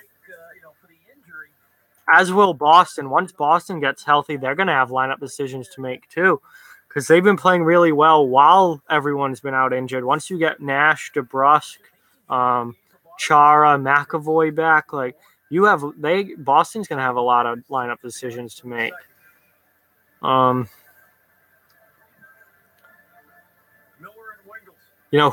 one really deserves to come out of the lineup, but somebody has to. You can only dress 18 skaters, so someone's got to come out of the lineup, and it's going to be someone who probably doesn't deserve it. Wingles is going at it with JT Miller. I don't know what Miller must have taken a poke at Rask as the whistle was blown, because Wingles went right after him, put him in a headlock, and looked like he had something to say. This game's had some good spark to it. I mean, JT Miller sure as hell isn't going to fight Adam McQuaid, who was just over there talking to him, but he could fight Wingles. They're in the same weight class fight-wise, but he didn't seem too interested. I like to see the Bruins protecting Rask like this. That's good. The best Bruins teams were always really physical, back in the early 2010s and late 2000s when the Bruins were really coming to prominence and then making Stanley Cup runs and stuff. The best Bruins teams were really physical, really tight teams, and they always had each other's backs. That kind of went away in the middle part of this decade, and it's just starting to come back, And the league's different now too. Back 6-7 years ago, anything happened to your teammate, you drop the gloves. Now there's a lot less of dropping the gloves, unfortunately.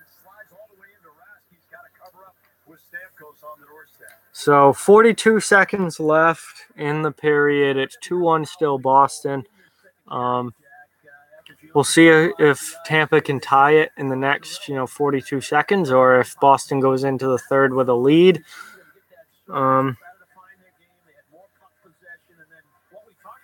Did I see when Rask seems to have been not finished there, but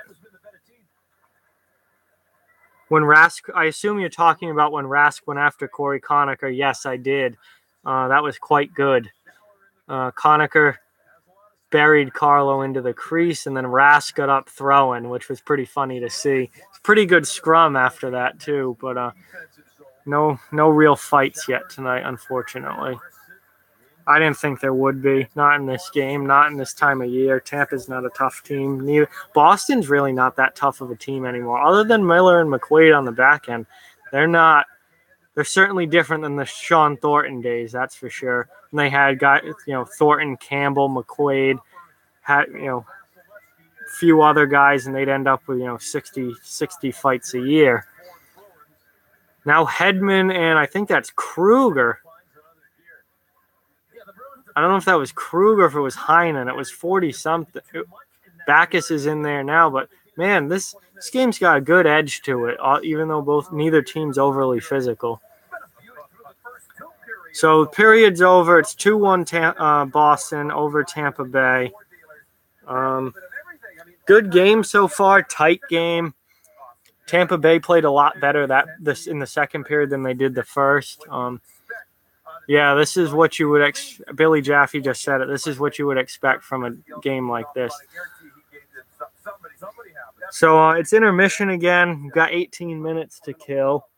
I don't really know what to talk about for a full 18 minutes. So again, if you want to talk about anything, put it in the chat. If you have any questions, please put them in the chat, and I will gladly answer. They're showing that scrum now. I don't know why the freaking refs were so quick to jump between the goaltenders. Let them go. I want to see the goalies go at it. We haven't had a goaltender fight in the NHL in way too long. Hudobin and Rask are loving that. Gotta love when the goalie gets physically involved. Man, I wish there were guys like Billy Smith still around, really just swinging the stick in front of anyone in front of the net. Anyone comes around the net, Smith would stick the butt end of the stick out and fucking catch him in the face. Like, those were the days. I wish I was around for 70s and 80s hockey. That would have been the. I mean, hockey's my favorite sport now, but it would have been a whole nother level if I was around for 70s and 80s hockey. Even the 90s were pretty wild, too. Some crazy stuff could happen. But, totally different game now, and it kind of sucks. But still good enough to make me watch it all the time. So, at least for now, we'll see what kind of changes the league makes. You know, I'm a little worried about what hockey's going to look like 5 years from now. I don't know if I'll even still be interested in it if it goes in a direction that I don't want it to continue going in. But it's not 5 years from now. It's still now. It is what it is. We got a really fun, really good league to watch as far as like anyone can beat anyone on any night. And playoff hockey is just out of this world. There's nothing like it. Absolutely nothing like it. But the quality, the entertainment value of regular season hockey has diminished a lot over the last few years. The playoffs really haven't diminished much, honestly. The playoffs are still really, really just incredible. I think it's the best sporting anything in all of sports is the NHL playoffs. So they haven't diminished at all. But regular season NHL hockey, I think, has diminished a lot. It's just not that exciting anymore. A lot of the games are sleepers. They just put you right to sleep. There's hardly any hitting. There's almost no fighting anymore. Guys just kind of skate around, and it's too much like soccer on ice for me, and I don't find it that interesting. But every once in a while you get a really good game in the regular season, and you know I watch. It's a lot of the games, especially depending on the matchup, are good enough for me to watch. So it's not like I've tuned out completely, but playoffs are a whole nother level. There is nothing like the playoffs. In the playoff, but you could never have, a regular season hockey be exactly like playoff hockey because you could never play that way for 82 games. It's hard enough to play that way for one playoff series. It's super hard to play that way for 4 playoff series and win the cup. You could never play a full 82-game season that way and then play the playoffs that way. It's just not humanly possible. But I think regular season hockey was more exciting, years ago. So there was actual hatred and nastiness between the teams that you just don't see at all now. Now it's like they go out there, tap the opponent on the pads. Hey, how you doing, buddy? It's just like, I don't think that's the way hockey should be played. Hockey should be a mean, nasty game, and it's more exciting when it's a mean, nasty game. And it seems like the last few years they've tried to take all the mean and nasty and physicality out of it. And I don't think it's good. I think it makes it less exciting and makes me want to watch it less.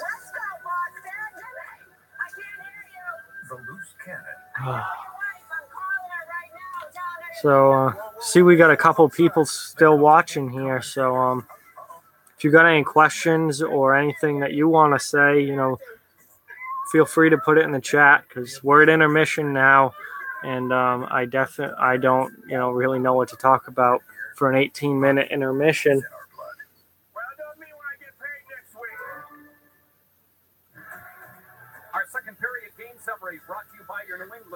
I'll be here the whole game, so if you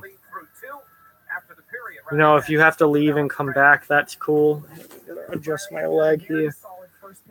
Oh, here we go. We got an interview with Riley Nash here. I don't know if it was so much them. We obviously knew they were going to come out with their best, but taking a couple penalties obviously got us back on our heels. They got the one power play goal, but they got the kill. Yeah, they've taken some rough penalties. Boston's taken too many penalties, especially in that second period. Tampa's too talented and has too good a power play to be taking penalties. We're 1 point behind them, but it's both teams are playing hard. It feels like a playoff atmosphere out there. Yeah, Riley, it does feel like a playoff atmosphere because you're playing for first place.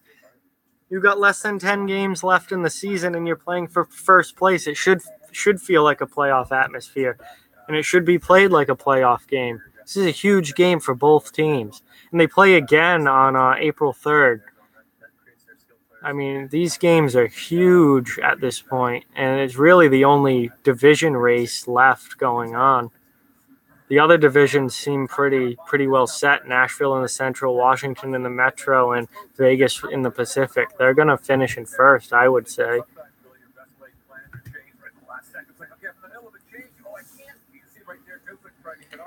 I'm on my phone here. I'm gonna check the scores of other NHL action going on right now, because I know that there is quite a few games tonight.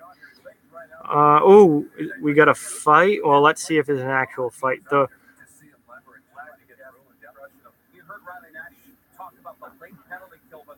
I just got a text from one of my friends' sister, and she's my friend too. Off the Wall Hockey, new favorite YouTube channel. Yes, awesome. That's the way. That's what I'm looking for. So we'll check some scores here. We've got the Bruins obviously up 2-1 on the Lightning. The Red Wings are up on the Sabres 3-2. Again, if I'm the Sabres, I'm losing as many games as possible. I'm trying to lose at this point. I want that number 1 overall pick. I want to finish as low as possible. Penguins Devils tied at 2 after 2. That is a huge game for New Jersey. Even Pittsburgh now. Pittsburgh's got Columbus and Philadelphia right on their tail. Philly is tied right behind them with is tied at 92 points, and Columbus has 91. So Pittsburgh, for them to lose again to New Jersey, that would be a tough loss for them. So the third period just started. I'm on checking NHL.com right now. That is a huge game for both teams. Panthers are up 2-1 on Ottawa. They need to win that game to really stay in the race. Sharks and Predators tied at 2 after one period. Two powerhouse teams in the West. That's a really good matchup. San Jose has gone to another level since they added Evander Kane. I thought that adding Kane would help them, but I didn't know it would help them this much. They were missing something up front, and he has absolutely filled the hole that they were missing. He's been fantastic. And San Jose's been fantastic since they acquired him. Stars and Wild, 1-1 after 1. Again, I don't think the Stars have much of a shot left of getting in the playoffs, but they would certainly be done for good if they lost tonight. And Blackhawks up 1-0 on the Jets, but that's only 5 minutes into the game. It just started. Also tonight, starting at 9, so very soon, we have Blue Jackets and Flames. And then at 10, Oilers and Canucks. And at 10:30, Kings and Coyotes. So pretty good so far. Pretty good night. A lot of close games, which is good. I'm just checking to make sure that the fight in the Devils-Penguins game was actually a fight and not just roughings, because the website I do a lot of fight stuff on is called Drop Your Gloves. It's not hockeyfights.com. Hockeyfights.com only calls something a fight if fighting majors are called on the play, but Drop Your Gloves is different. Anytime there are like punches thrown, it's basically called a fight. So sometimes, even though guys get 2 for roughing or 4 for roughing, it's called a fight on that site anyway. So I have to go to NHL.com and check the box score and make sure fighting majors were actually handed out. Because on my Twitter page, NHL Fight Alert, I only do fights that were like hockeyfights.com, where majors were actually handed out. Yes, it was a fight. Matt Hunwick and Miles Wood fought tonight. They're in. So I'm going to actually do that right now on Twitter. I'm going to go to Twitter and make sure that I post that fight as quickly as possible here. This Bruins Lightning game, I feel like we've had a bit of intermission already, so it should be good. Matt Hunwick, former Bruin Matt Hunwick, he wasn't here for very long, but he was here when he was young, playing in Pittsburgh now, versus Miles Wood. Miles Wood went to Boston College. I saw him play multiple times at Boston College. He was a heck of a college player, big body, physical, good offensive skills. I like Miles Wood a lot. And he's not been shy to drop the gloves in the NHL. He had 6 fights last year. He only has 2 this year, so he hasn't been as active, but he's still got a couple fights this year. A lot of those kids, those college kids, don't really, drop the gloves, but Miles Wood has come out of the NCAA and been willing to go, which is someone like me loves that. I absolutely love that. So I got that. Got that set up on, get that posted on my Twitter page, NHL Fight Alert. And got to answer a text message here.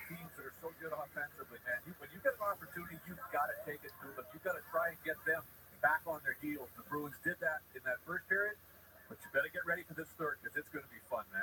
Can't wait to see it. That'll do it for our New England Ford dealers. Second intermission report after the break. Andy Brickley goes one-on-one. All right. So Andy Brickley always interviews an assistant coach before the third period. So he'll be interviewing Jay Pandolfo before the third period starts, and then we should be back to hockey and have the puck drop. So, Hopefully we get a good third period. I think we will. It's a close game, obviously a 1-goal game. And first place in the Atlantic Division is on the line. So this is a massive game for both teams. Spring is coming. Be ready for the new season with incredible offers at a reliable Toyota. So anyone who's watching, if you have anything you want to talk about or any questions, please put them in the chat. We're still at intermission here. There's not a heck of a lot to talk about, so I'll gladly chat or answer any questions.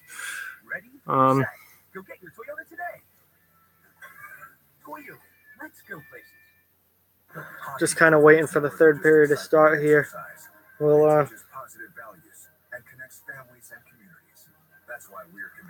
this game's huge, and that Pittsburgh, New Jersey game is really big. Just the Metro division is a crushed beer can right now as far as the 5 teams that are in playoff position in the Metro. It's crushed beer can. They're all right on top of each other except for Washington. Washington's kind of pulled away a little bit, but between Pittsburgh,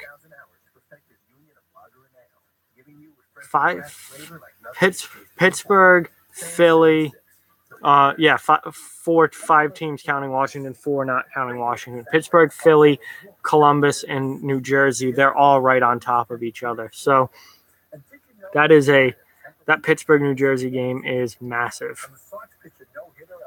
Well, I'm glad we got at least one fight tonight in the NHL at some point. Pittsburgh and New Jersey. Still holding out that maybe we'll get a decent fight out of another.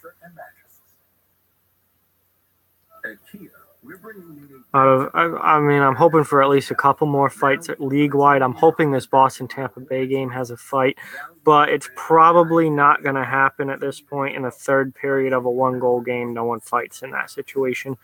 So unless Boston starts to run away with it and it gets to 3-1, then maybe if it gets to 4-1, you could see something towards the end of the game. Someone like Paquette on Tampa or Conacher, mix it up a little and try and stir the pot. But I doubt you're going to see anything at this point. Still got the rest of the league, though.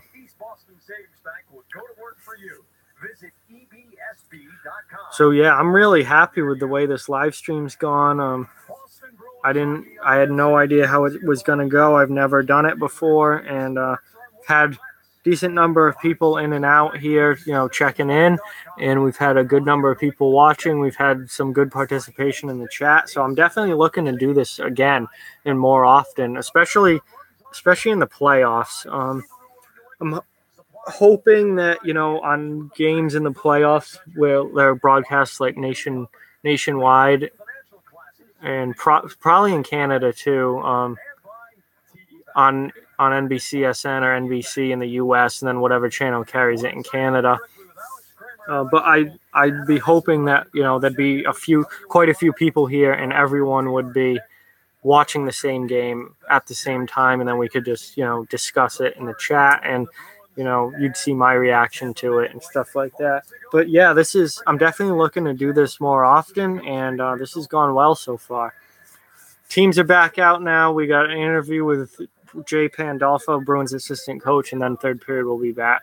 I think it was more the penalties getting some momentum. They have a really good power play. Yep, they do have. Tampa has a very good power play. That's certainly a true statement. I just think we're on top of their D. We're forcing them into turnovers and capitalizing on it. I think we get that. Check some Instagram here. Well, an opportunity for first place. Good luck on the third. Thanks a lot, Fred. JT Miller, the power play goal. All right, almost back to the game. JT Miller, I can't say enough about how he's played. I know I've mentioned him a lot. He's been really good for the Lightning since getting traded from New York. He was kind of having a down year in New York, but everyone on the Rangers was really. I mean, that team was a huge disappointment this season. But he's been a huge boost for the Lightning, and the Lightning as a whole have not played well recently, so he's really been the only one that stood out as playing really good hockey.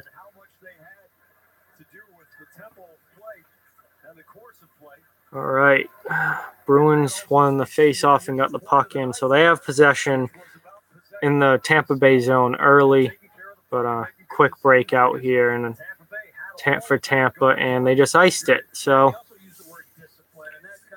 this is going to be a very tight third period. This is going to be a very important third period for both teams.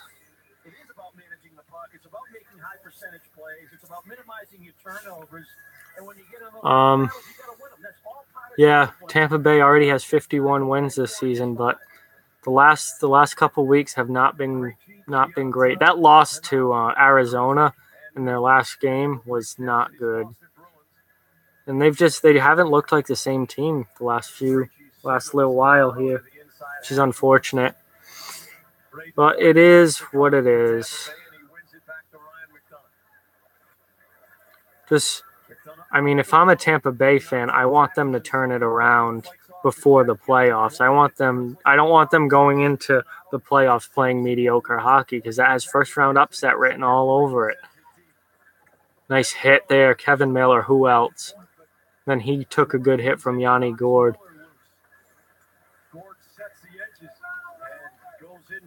Well, we're starting to get some physicality pick up again. The first 5 minutes of this game was very physical, a lot of hitting. And then it kind of died out, and the second period was fairly quiet except for that scrum with Rask and Conacher involved. And but that shift early here in the third just had some pretty good hitting.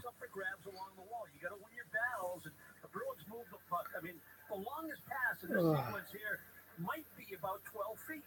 And the Bruins make 4 of them. The last one's a long one, wing to wing. And now you attack the offensive blue line. You have an offensive zone face-off, but it's the work they did down low between the bottom of the circle and their own net. It's all puck possession to walk out of your own end. Kevin Miller in his 5th season. David Krejci in his 12th. David Krejci is in his 12th season already. Oh, my God. I remember watching him in Providence. He was down in Providence. I mean, obviously 12 years, well, more than 12 years ago now. He's in his 12th NHL year. But I remember him being down in Providence, and Providence had some decent teams in the mid-2000s back then, and Krejci was a big part of them.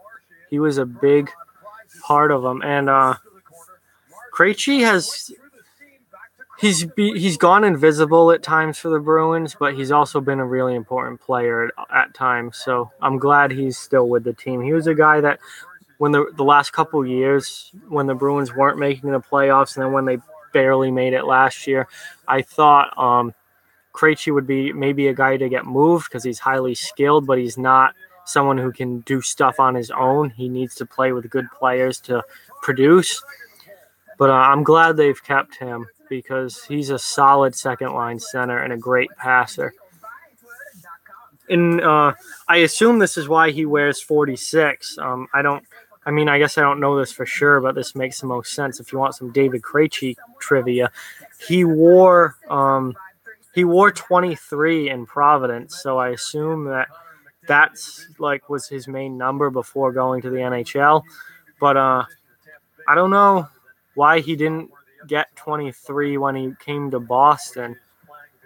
But if you add, 2 doubled is 4 and 3 doubled is 6, so 46. So I'm guessing that's why Krejci wears 46. I just don't know why, because 23 is not retired by the team. 24 is, obviously, for Terry O'Reilly. His windmill left hand, but nice hit there. Achari. This Bruins fourth line is physical. I like it a lot. They throw the body around. But I don't know why Krejci didn't wear 23 when he came up to Boston from Providence, but he's 46 and he has been his whole time here. So I just assume it's because it's 23 doubled. Good block there. That was a dangerous shot. Tampa's had some good zone time this last shift, but the Bruins have been pretty physical. No one really steps up anymore either, which, I don't know. I see from afar, instances where the offensive player has his head down, and I'm like, step up and lay him out. Knock this guy into next week. But no one really does that anymore. Anton Hudobin, Bruins backup goalie, if you don't know, just got the puck that went out of play and tried to toss it to a fan, but the throw wasn't that great, but the fan dropped it. So it kind of 50-50 blame there. The fan could have made the catch, but didn't. The throw wasn't that great either. So kind of like when in the Super Bowl against the Giants when Wes Welker dropped the pass that was kind of over his head, but still should have caught. 50-50 blame both ways, the throw and the catch, or lack of catch.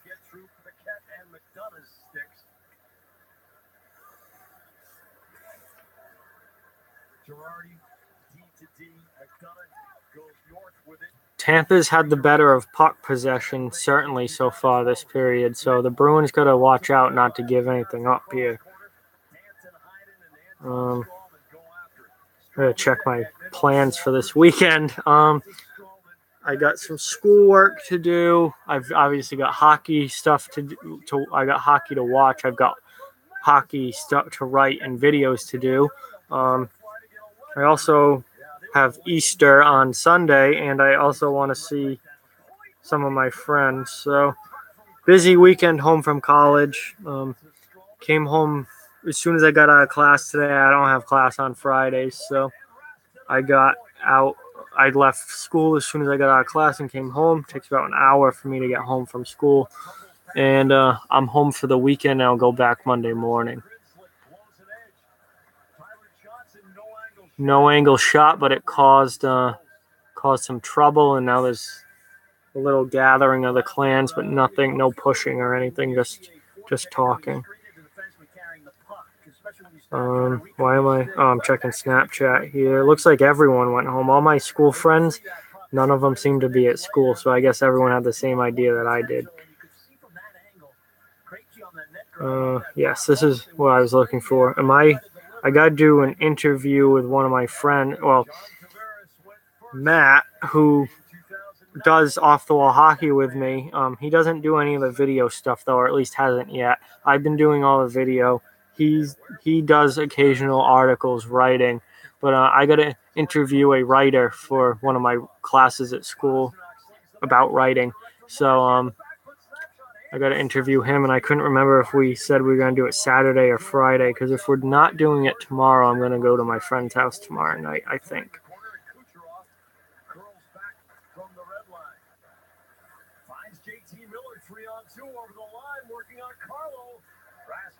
Yeah, he has class tomorrow, so we're going to do it Saturday. So tomorrow night, I'm probably going to go to my friend's house. Not that any of you probably care, but I'm going to ask him, see if he's around.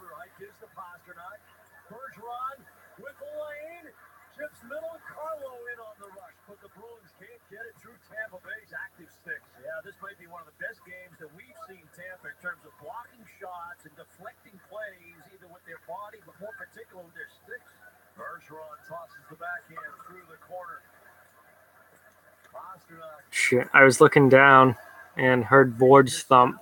I guess I missed a decent enough hit. Shook the board, so it must have been somewhat decent. Nick Holden with Schaller breaking up the left side, goes right up the middle, off wiggles his legs.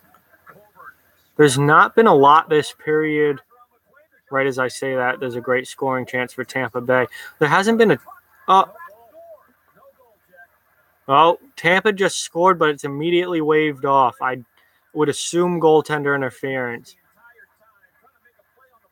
I was just gonna say that there hasn't been a lot of really good scoring chances so far this period. It's been pretty tight defensively, but they just called it off. So Tampa scores, and then but it was immediately called off. So I'm assuming it's goaltender interference, but we'll see. I'm sure. I mean, it's obviously going to go for review. So it's at commercial now. They'll review it, and we'll have an answer hopefully when the TV broadcast comes back.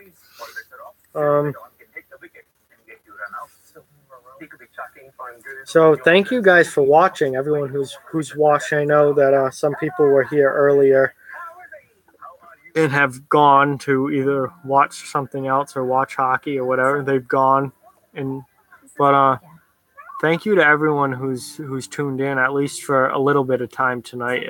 I really appreciate it, and I thank you for the support. And it definitely makes me want to do something like this again. This is fun. I'm going to be watching these games anyway, so why not do something for the channel and interact with subscribers while I do it. There's really no reason not to. It kind of sucks that when I'm at school, I'm not going to be able to do it. But I'm really thinking about Facebook Live, because Facebook Live, I believe you have the max you can do for a live video is 4 hours, and no hockey game goes 4 hours. It's usually between 2.5 and 3. So I'm definitely looking to do this more often, as long as, we keep getting people that actually watch it, and people do seem interested. So thank you very much. And I hope it helps to grow the channel, get more subscribers, and I'm going to be doing regular content throughout the playoffs. It's not going to, it might slow down a little bit in the summer, but it's definitely not going to go away. I'll still do videos in the summer and stuff.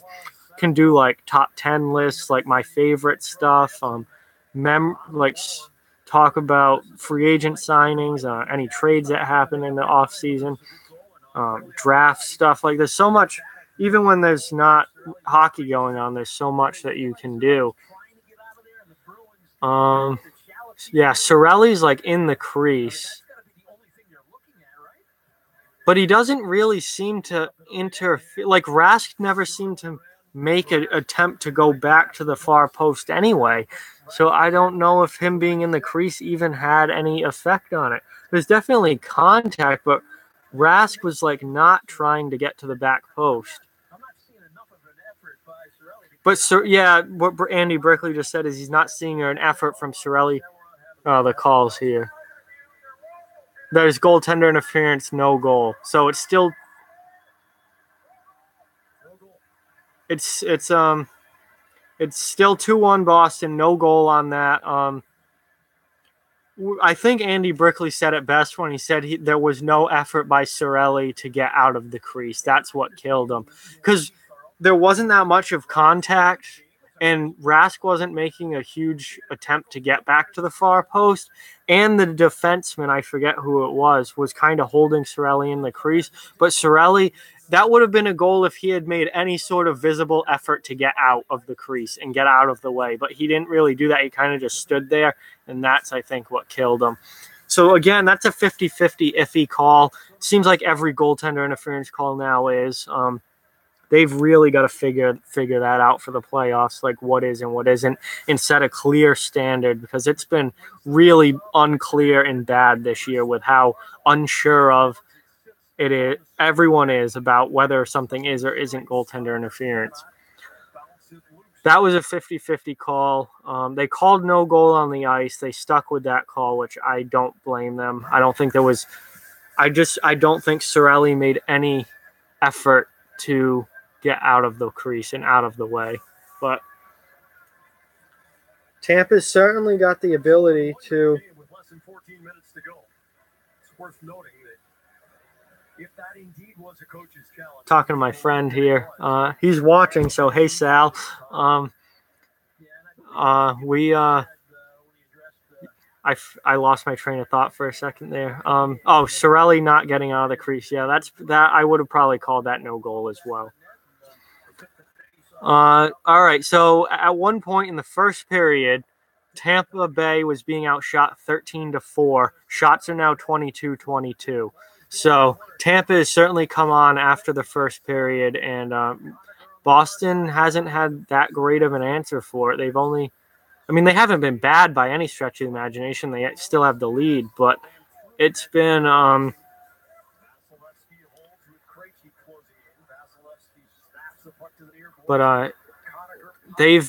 Tampa's gotten a lot better. Let's just say that. Tampa's gotten a lot better as this game's gone on.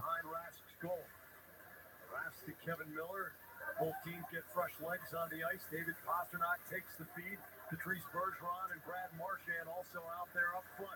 Pastrnak drives the shoulder into Stamkos, moves the puck along the kick plate, tries to get it back toward Grizzly, but JT Miller intercepts.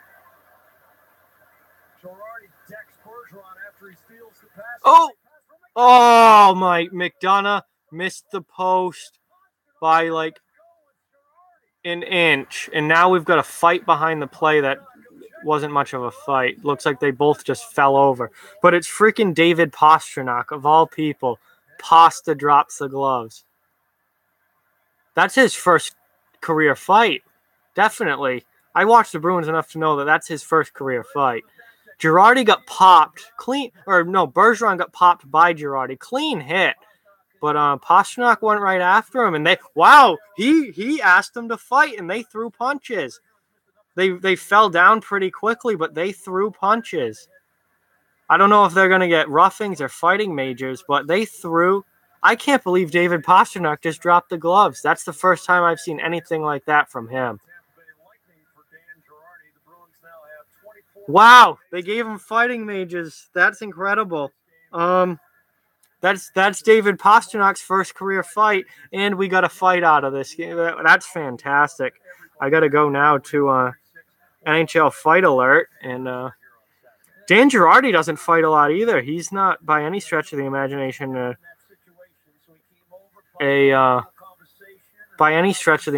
enforcer or anything. He doesn't throw down very often, but it's Pastrnak, so how do you it's not like he had to fight someone who fights a lot.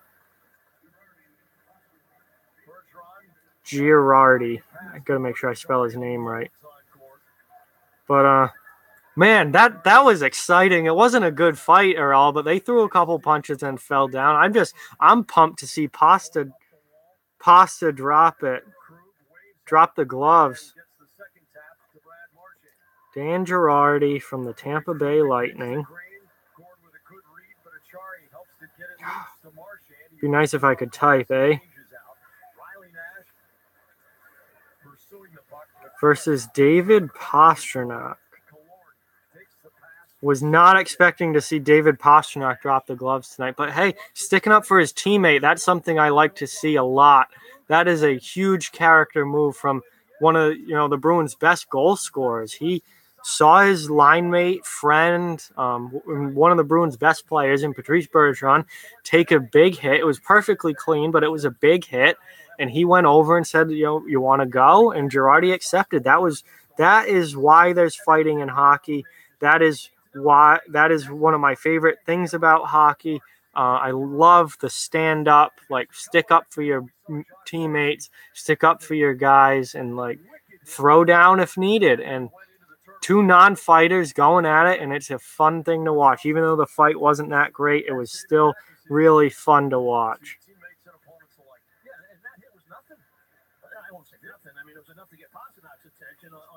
I mean, if someone's going to hit Bergeron like that, Bergeron's a guy that you want to protect. And I'm just surprised that it was Pastrnak of all people, because he's never shown any signs of fighting before this. And he went over and said, let's go, and Girardi accepted, and they went, and that was really cool to see. That was really cool to see. Good for Pasta.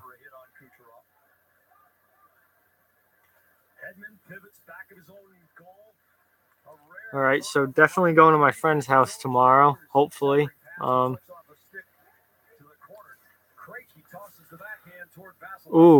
Wingles and Hedman. Hedman swinging the stick. Now we got other people coming in. That was interesting. This game's got a good edge to it. And these guys play again in a few days. I mean, April 3rd is... Stamkos. What are all these non-fighters doing all of a sudden getting involved in the after the whistle stuff and dropping the gloves? Man. All right, good hit from Wingles on Hedman. Hedman kind of gives him a stick. Didn't really like it.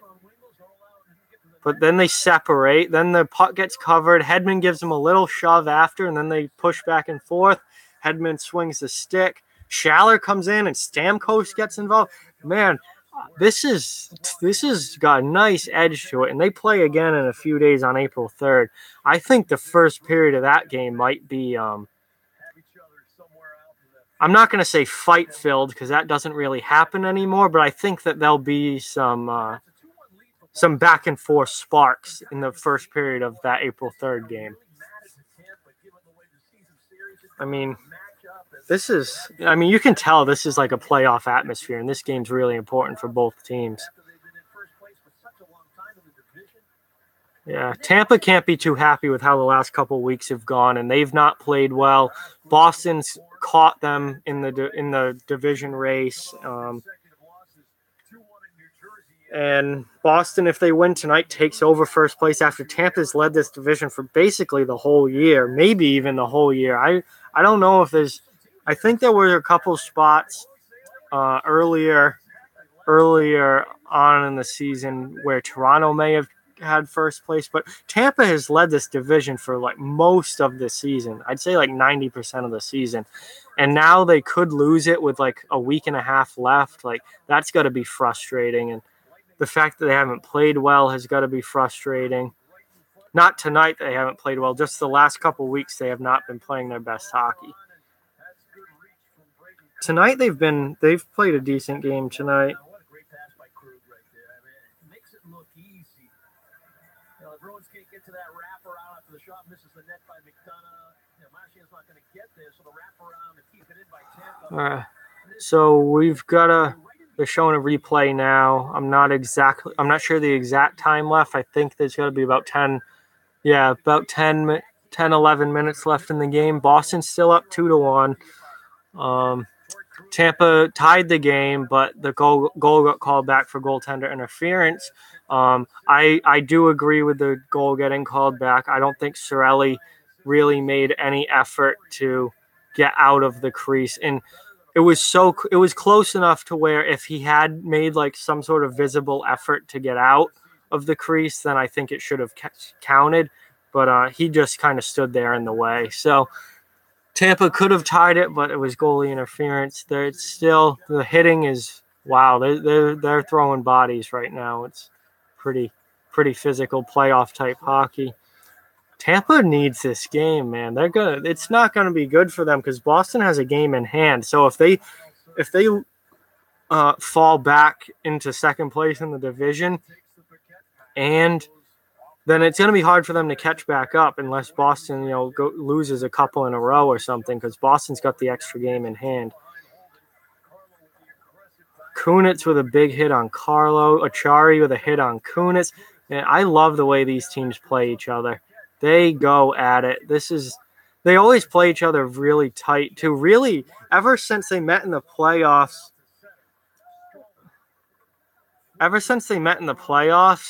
back in 2011, which Boston won in 7 games in the conference final.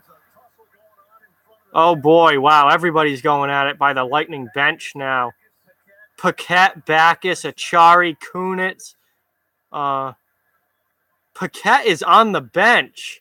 What is he doing getting involved when he's on the bench? Was he on the ice and then get shoved into the bench, or was he on the bench and throwing punches? Oh, this is good hockey. He was on the ice. Him and Backus were going at it, and Backus literally shoved him through the door. That's fantastic. He told him, get your ass out of here, and shoved him through the door.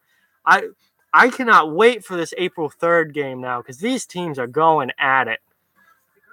Tampa Bay and Boston has always been a good matchup, really, since they met in the playoffs in 2011 in the conference final, which Boston won in 7 games, obviously to go on to win the Cup. Was it the conference final, or was Pittsburgh the conference final? Wow, that was so many years ago now that I forget. But they played Tampa in the playoffs. I know they played Montreal, Tampa. No, Pittsburgh was 2013, wasn't it? Pittsburgh was 2013 when they went to the Cup and then lost to Chicago. Tampa, they played Montreal in the first round in 2011. They played Philly in the second round, and then the Lightning in the conference final. That's right. And ever since then, Boston versus Tampa has been a really good matchup and really strong, pretty strong rivalry, even though they're not traditional rivals the same way Boston and Montreal, Boston and Toronto, even Boston and Philly are. Tampa obviously doesn't have the history of those other teams, but it's a good, exciting game every time these two teams play. And there's no love lost between them, even though neither team has an overly physical lineup. As we've seen with David Pastrnak fighting, of all people.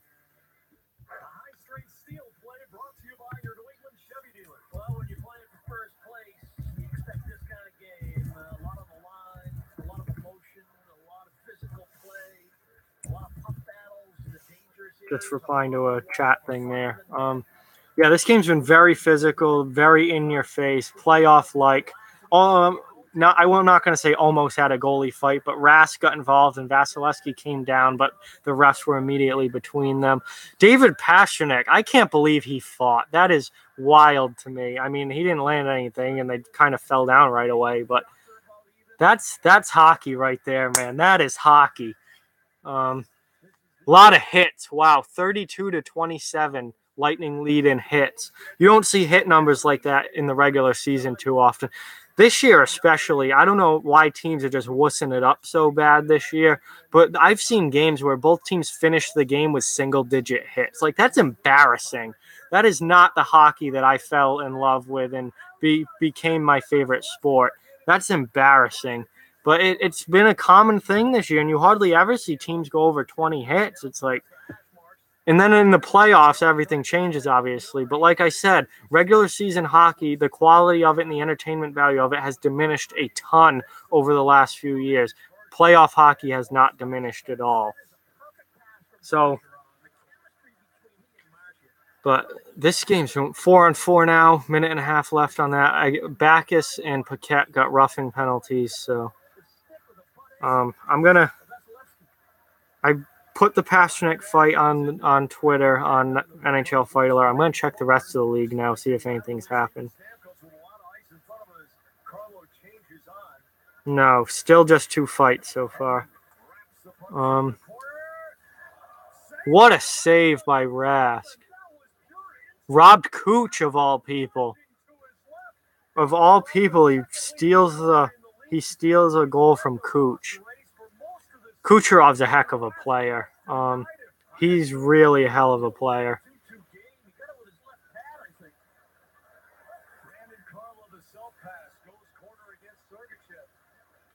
I'm going to review that Pasternak fight now, call it a 3. They both threw, I think, 1 or 2 punches each and then went down. So 3 out of 10. Too short, too few punches thrown to be anything great, but it was real. Oh, what a goal! Patrice Bergeron, that pass from Torrey Krug was unreal. What a goal! They just made a triangle, and Krug had no one near him. Could have easily just taken the shot, but he slides it across backdoor to Bergeron coming out from behind the net, and that was what a goal. Huge save from Rask on one end, and how often do you see it in hockey? Huge save at one end, and then they come down and score almost right away the other way. What a pass. Marchand to Krug was a nice saucer pass. And then Krug immediately sends it backdoor, and Bergeron coming out from behind the net just slots it in the open net. 3-1 Boston, 8 minutes to go. Maybe things will really get nasty now. Maybe Tampa will get pissed and things will get nasty. I hope they do. The game's been physical with the exception of the second period. The first period was pretty physical. This third period's been incredibly physical. It feels like a playoff game. There's no love lost between these teams. They've been going at it all night. Things could really heat up here, especially if Boston scores again. If it gets to 4-1, the game's basically over, especially in the last 5 minutes of a 4-1 game. This has been a really entertaining game. Regular season hockey, as far as regular season hockey goes, this has been a pretty damn good game. Andre Palat, they just showed Andre Palat. I don't think I've heard his name all night. What has he done tonight? Pasternak and Girardi getting a lot of stick taps as they exit the box after that fight. Sure, the Bruins players were a little surprised to see Pasta drop them. I certainly was. I never in a million years thought Pasta. Of all the Bruins, if you told me a Bruin was going to fight tonight and guess which one, Pasta would probably be the last guy that I picked. I would pick Bergeron over him. I'd pick Krejci over him. I'd pick Marchand over him. I'd pick Grzelcyk even over him. I would never in a million years have guessed that David Pasternak would have dropped the gloves tonight. But he did in defense of his teammate, and it's a great thing to see. So there's been a couple fights in the NHL tonight so far. Only 2. Matt Hunwick and Miles Wood in the Pittsburgh, New Jersey game, and David Pasternak and Dan Girardi in this game. See, we got quite a few people here. I just want to thank you guys for watching this stream and tuning in. And the support really means a lot to me and definitely makes me want to do this more often. Someone just went flying into the boards after the play. Nola Chari, always full speed ahead in a straight line with him. But yeah, thank you for the support and watching this. If you've subbed to Off the Wall Hockey, thank you very much. If you haven't yet, please sub. I don't put out content every day, but I do it as often as I can, and I certainly want to will be doing more of these live streams, especially in the playoffs. And hopefully in the playoffs, I'll get there'll be a lot of people here who we're all watching the same game. Because with Tampa and Boston tonight, it's not on national TV or anything, at least not in the United States. So really, unless you're in the Boston or Tampa market, you can't see it, or you're watching it on like NHL Center Ice or NHL Game Center or something. But hello. But hopefully in the playoffs, I'll be watching games on NBC and NBCSN and stuff, and they'll be broadcast nationwide, so we can get a good group of people in here who are all watching the same game at the same time, and then we can, interact and talk about the game. You guys will be seeing the same thing that I am, and say hi to Mark out loud. Hello, Mark, and thank you for being here. Hope you're glad to have you watching. Thank you, Mark. And Tampa just scored, so it's now 3-2. Rask probably should have had this one. Yeah, Victor Hedman. Oh, that's a bad goal. That is a really bad goal. Right in that under the glove, between the glove and the body. Just like you can't squeeze that elbow tight enough and it goes through. That's a bad goal. That's not something you want to see. You can't give that goal up in a game of this magnitude. Luckily, the Bruins scored before, and it's 3-2. I forgot to I never put the score in. I've been trying to keep the score updated in the chat so people can just scroll back and, if they're not watching this game, see the Bruins are winning. I don't know why he'd. Well, hi, Mark, and the Bruins are winning 3-2. But, oh, wow, that was a huge save. So Rask gives up.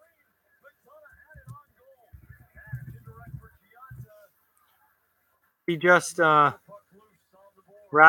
gave up that bad goal, but he just made a fantastic save to keep the team up by 1. So as I was saying about the other nice hip check there, was that Krug? Nice hip check. I hope that when I'm doing this in the playoffs, we'll have people talking about the game and we'll all be watching the same game on whether it's broadcast in Canada. I know I have a lot of subscribers from Canada, and also NBC or NBCSN in the U.S., but nationwide games, not regional games like this Boston versus Tampa one. So we'll all be able to see another good hit. I love when these teams play. But yeah, we got a heck of a game going on here. Boston went up 3-1, and you thought maybe Tampa was going to pack it in, but that certainly hasn't been the case. They came back, made it 3-2, and we got quite the game going on. Pastrnak, what a play between the. Oh, that was his stick in the net. I saw something black in the net move, and I'm like, did that puck go in? Thought Bergeron just scored, but no. Just Pasternak's stick. But yeah, this has been a heck of a game. I am, certainly entertained. The entertainment value is certainly high enough tonight with this game. And again, they meet again in a few days on April 3rd. So I am absolutely pumped to watch that. I won't live. I'll be at school April 3rd. That's next Tuesday.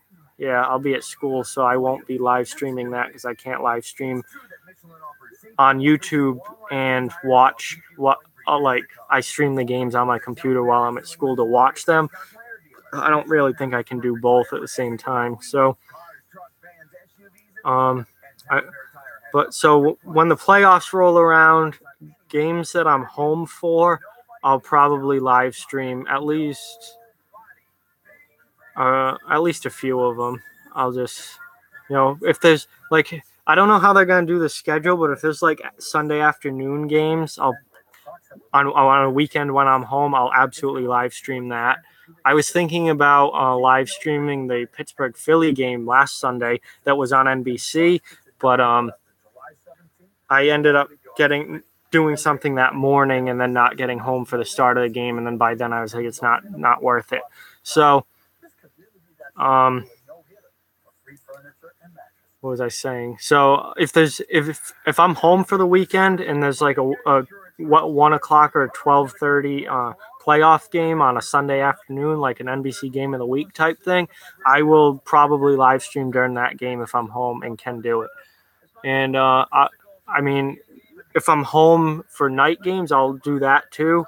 I mean, I watch hockey. Once the playoffs start, I'm watching hockey every night, pretty much. So unless it's something, really important that I have to miss it for, I'm watching every night.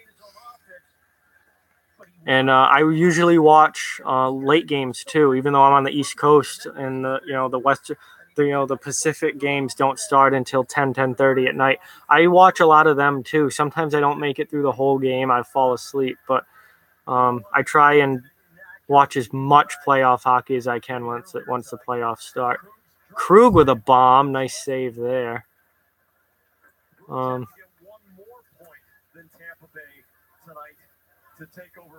Yeah. If they are tied in points after this evening, Why? the Bruins would have first place by virtue of a game. Yeah, I was gonna say. Yeah, if the Bruins and Lightning come out of this game tied in points, which would mean the Bruins won in overtime, so then Tampa would go to 108. No, Bruins would need 2 points. So the Bruins, if they win in overtime, would go to 107, and Tampa, if they lost in overtime, would go to 107. Then Boston would take over first place by virtue of the game in hand. Okay, that's what I thought. Jack Edwards was just talking about, like, I thought he said that Bruins need 2 points tonight to take over first place, but that's not the case at all. They can lose in overtime and still take over first place because they have that extra game in hand, which will be played on Sunday, April 8th, the only game that day. It was supposed to be played back in, I think, December, but there was a massive snowstorm here. Oh, Schaller had a chance to pretty much end the game and put him back up by 2, and he missed it. This fourth line for the Bruins, though, you know that you have a good fourth line when the coach is putting them out with less than 3 minutes to go in a 1-goal game. And this they deserve it. This fourth line has been great all year. Whether it's been Corrali with Achari and Schaller, or Gianta or Wingles or whoever, it's whatever that line is, they've been good. It's been most of the season. It's been Corrali, Achari, and Schaller, but since they've added in Gianta and Wingles, that's gotten changed a little bit. But once everyone's healthy, it will probably go back to being that. Or one of those guys is going to be out, like Corrali's out of the lineup tonight. That's always possible. And then because they've got so many players now, they've added Donato, they've added Rick Nash, they've added Brian Gianta. Like they've added enough players to where they're going to have some good players being healthy scratched once the team is fully healthy. I think you can say that for a lot of the teams that are going to the playoffs. A lot of the playoff teams, there are going to be good players that are going to be healthy scratches because of how deep the teams are. But your team needs to be that deep nowadays to do anything because injuries happen so often now. And especially in the playoffs where the game's so physical, guys are going to get nicked up and not be able to play. They might miss a game or two. They might have to miss a week or two. And you have good players to call up and fill in that position. You can't throw some scrub in there in the playoffs. That's a good way to lose. So depth is really, really important. And both the Bruins and Lightning have a ton of it. So there's a little over a minute left. It's still 3-2 Boston. Vasilevsky's on the bench now. Tampa's pulled the goalie for the extra attacker. And the face-off got whistled down. Redrop.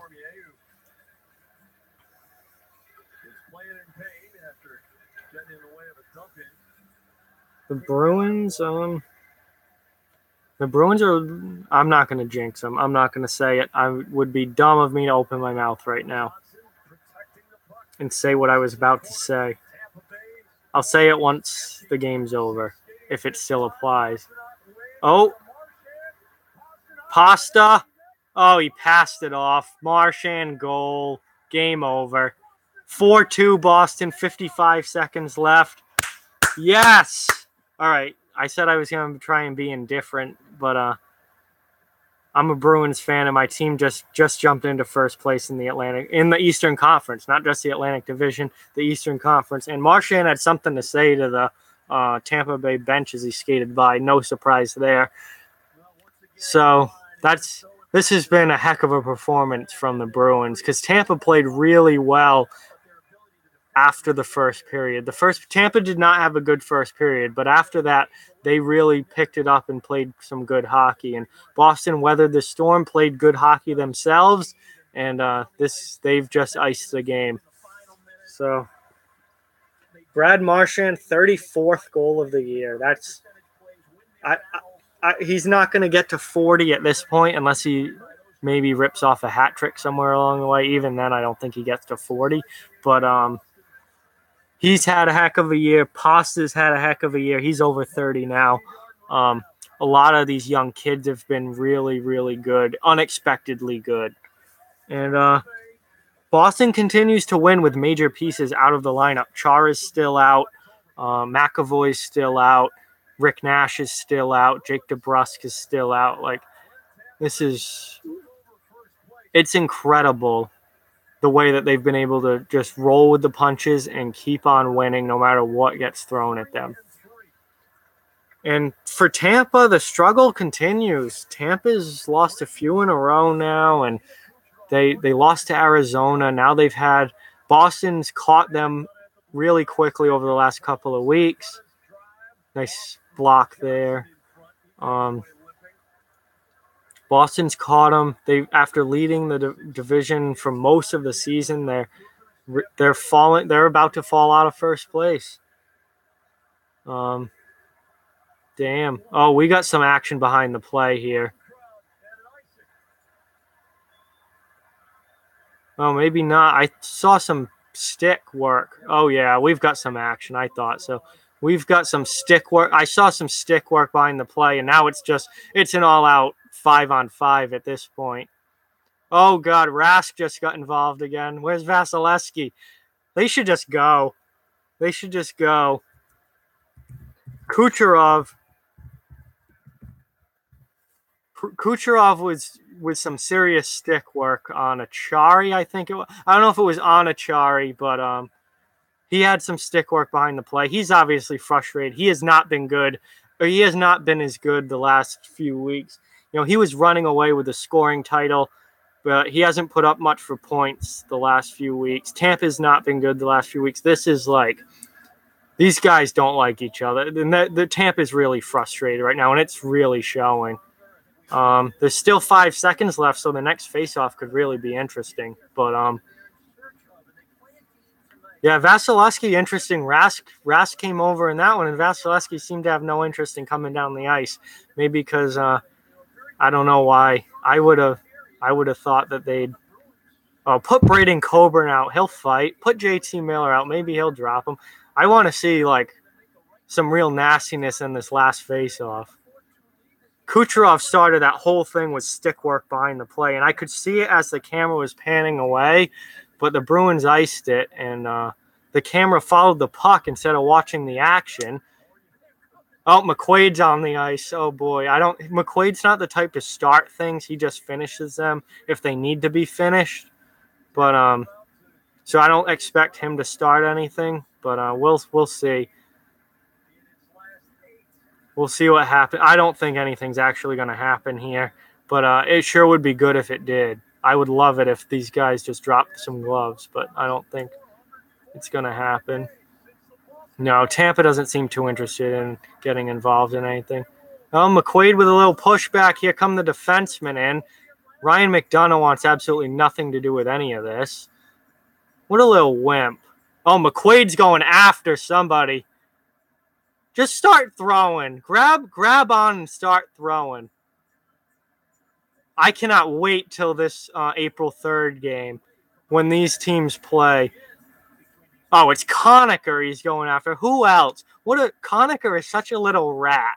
I mean, I'd say that in the best way possible. Like, he makes games more interesting. He has a job to do and he does it. But he's such a little rat. What a shit stirrer that kid is. Though Conacher's not really a kid anymore. He was a kid when he first came into the league with who'd he come in with? Ottawa? But I know he's played for the Islanders. He's played for Ottawa. He's played for Tampa Bay. I think he might have come in with Tampa Bay, then gone to Ottawa. I don't remember exactly, but he's been around a while now, up and down between the NHL and AHL. But yeah, no real action, just some no fights or anything, just a lot of jawing back and forth. It took the refs a while to get the teams to split apart. But yeah, April 3rd is going to be something. That's going to be something. I will be watching that game, no questions asked. these teams don't like each other. So with that, the game's over. I'm going to stop streaming now. Thank you guys very much for everyone who watched, everyone who participated in the chat. Please subscribe to Off the Wall Hockey if you aren't already. I will be doing this hopefully more often in the playoffs. And yeah, thank you all for the support, and stay tuned. I should be doing some videos tomorrow, so they'll be up tomorrow. And check out the website too, and spread the word about this channel. I want it to keep growing. I hope it keeps growing, and this has been really fun. So thank you guys, and I am signing off. See you guys next time.